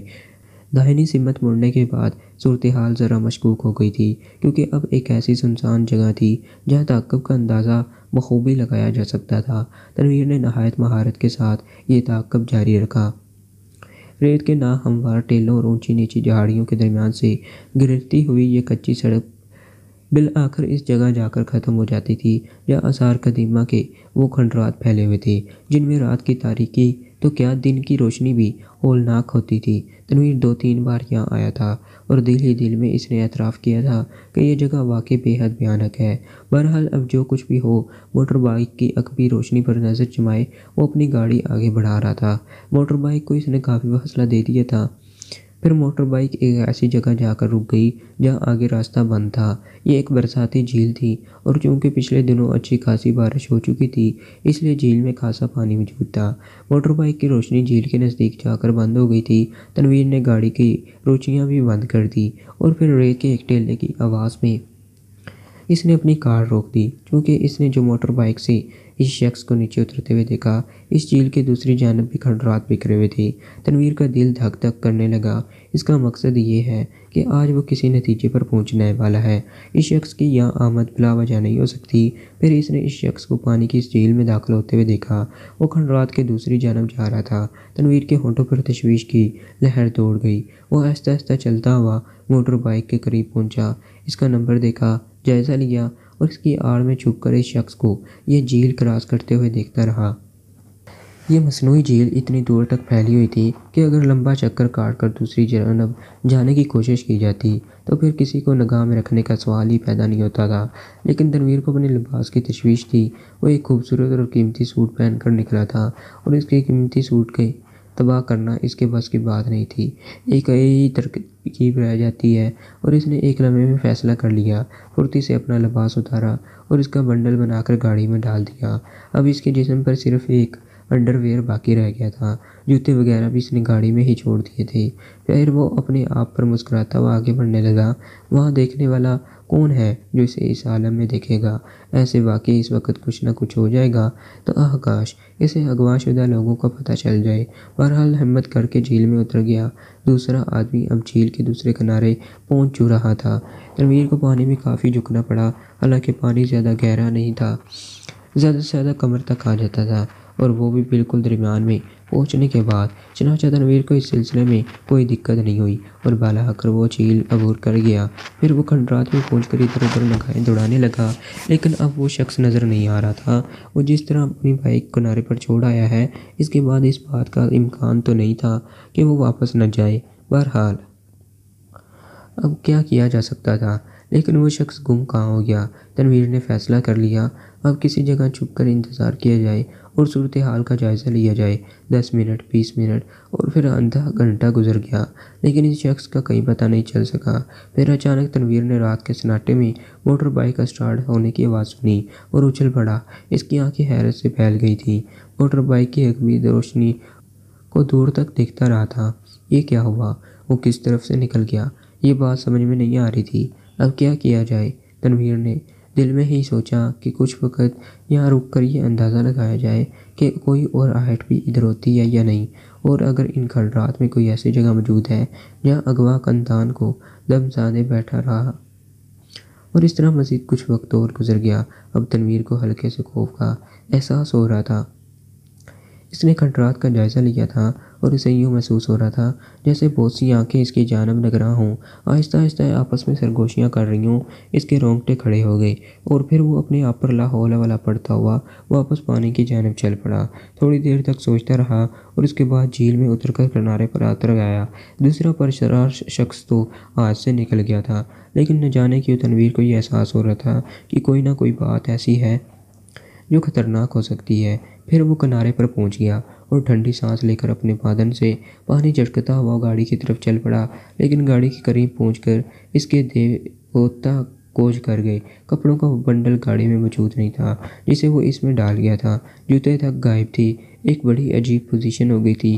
وہ ہکا بکا رہ گیا۔ یہ سب کچھ تو اس کے تصور میں بھی نہیں تھا۔ کپڑوں میں تو کچھ تھا اور اب کیا ہوگا؟ تنویر کے ذہن میں ایک دم جھلاہٹ سوار ہو گئی۔ یقیناً وہی شخص اس کے کپڑے لے کر گیا ہے، لیکن کیوں؟ آخر کیوں؟ وہ کون تھا اور آخر کیا چاہتا تھا؟ اب کیا کیا جائے؟ اس عالم میں تو گاڑی بھی ڈرائیو نہیں کی جا سکتی تھی۔ بہت دیر تک سوچتا رہا، پھر کوئی حل ذہن میں نہیں آیا۔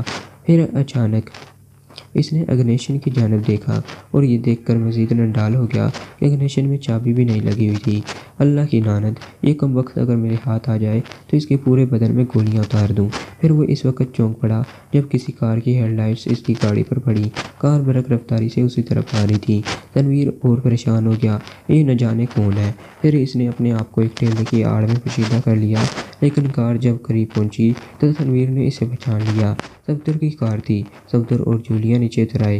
کم وقت جولیا بھی ساتھ ہے، لیکن یہ لوگ یہاں کیسے پہنچ گئے؟ تب صفدر کی آواز فضا میں ابھری۔ تنویر، تنویر تم ٹھیک تو ہو؟ اب اس کے علاوہ کوئی چارہ کار نہیں تھا کہ تنویر سامنے آ جائے۔ وہ جلائے انداز میں ٹیلے کے عقب سے نکل آیا۔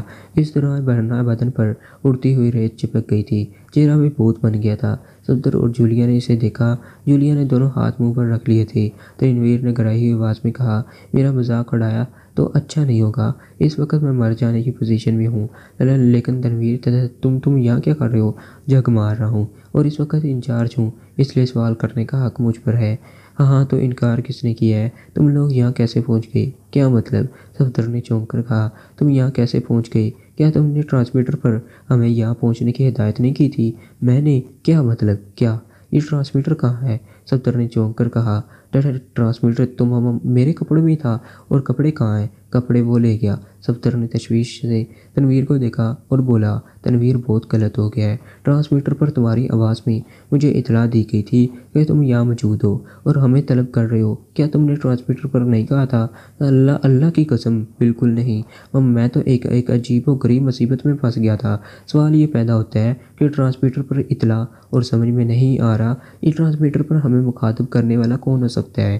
تنویر کی سمجھ میں خود نہیں آیا تھا، لیکن جولیا کے ذہن میں ایک بجلی سی گوند گئی، تاہم وہ اپنے خیال کا اظہار نہیں کر سکتی تھی۔ تنویر نے ننڈال لہجے میں کہا، یار مجھے کچھ پہننے کو تو دو، صرف اس وقت میں تمہیں اپنا کوٹ ہی پیش کر سکتا ہوں۔ گاڑی کی چابی کہاں ہے؟ وہ بھی نہیں ہے۔ کمال کرتے ہو، آخر ہوا کیا تھا؟ جو کچھ ہوا تھا سب جہنم میں جائے، گاڑی کو یہیں چھوڑ دو۔ لیکن پھر صفدر کی تلاش کرنے پر گاڑی کی چابی ڈرائیونگ سیٹ کے نیچے پڑی مل گئی تھی۔ صفدر نے جولیا سے کہا، جولیا تم اس گاڑی میں ہمارے ساتھ ساتھ آؤ، نہ جانے کیا قصہ ہوا ہے۔ اور پھر راستے میں تنویر نے صفدر کو تمام صورتحال بتائی تھی۔ صفدر کے اپنے ذہن میں بھی کھلواہٹ ہو رہی تھی، لیکن وہ اظہار نہیں کرنا چاہتا تھا۔ تنویر ویسے ہی ٹیڑھا آدمی تھا، لیکن صفدر کو بار بار یہ احساس ہو رہا تھا کہ عمران کے علاوہ اور کوئی نہیں ہو سکتا جو تنویر کی یہ حالت بنا دے۔ بہرحال اب صورتحال کچھ بھی ہو، وہ تنویر کو لے کر اس کے گھر پہنچے تھے اور پھر تنویر کے ساتھ ہی اندر داخل ہو گئے تھے۔ لیکن تنویر اپنے کپڑے دیکھ کر چونک پڑا تھا جو اس کے بیڈ روم میں بالکل سامنے رکھے ہوئے تھے۔ ان میں ٹرانسمیٹر بھی موجود تھا۔ تنویر کو چکر آ گیا۔ وہ آہستہ سے بولا، میرے اللہ یہ تو بڑی مشکل آ گئی یار صفدر، حماقت ہوئی ہے مجھ سے۔ ایک درخواست کر سکتا ہوں؟ زندگی بھر تمہارا آسان بنتا رہوں گا کیا؟ ان تمام باتوں کو ایکس2 کا پتہ نہیں چلنا چاہیے۔ نہ جانے کون تھا، نہ جانے کچھ سمجھ میں نہیں آتا۔ جولیا خاموش ہی رہی تھی۔ صفدر نے آہستہ سے کہا، ٹھیک ہے تنویر، دلوں میں وسعت پیدا کرو، بہت سے معاملات میں تم ہمارے ساتھ سخت ہو جاتے ہو۔ آئی ایم سوری یار، مگر جو کچھ ہوا ہے وہ بے حد خطرناک ہے۔ اللہ کے لیے مجھے اس عہدے سے نجات دلا دو۔ میں لعنت بھیجتا ہوں ایسے انچارج پر جس کی زندگی مذاق بن جائے۔ صفدر گہری گہری سانسیں لینے لگا تھا اور جولیا ہنسی روکنے کی کوشش میں اچھی طرح نڈال ہو گئی تھی۔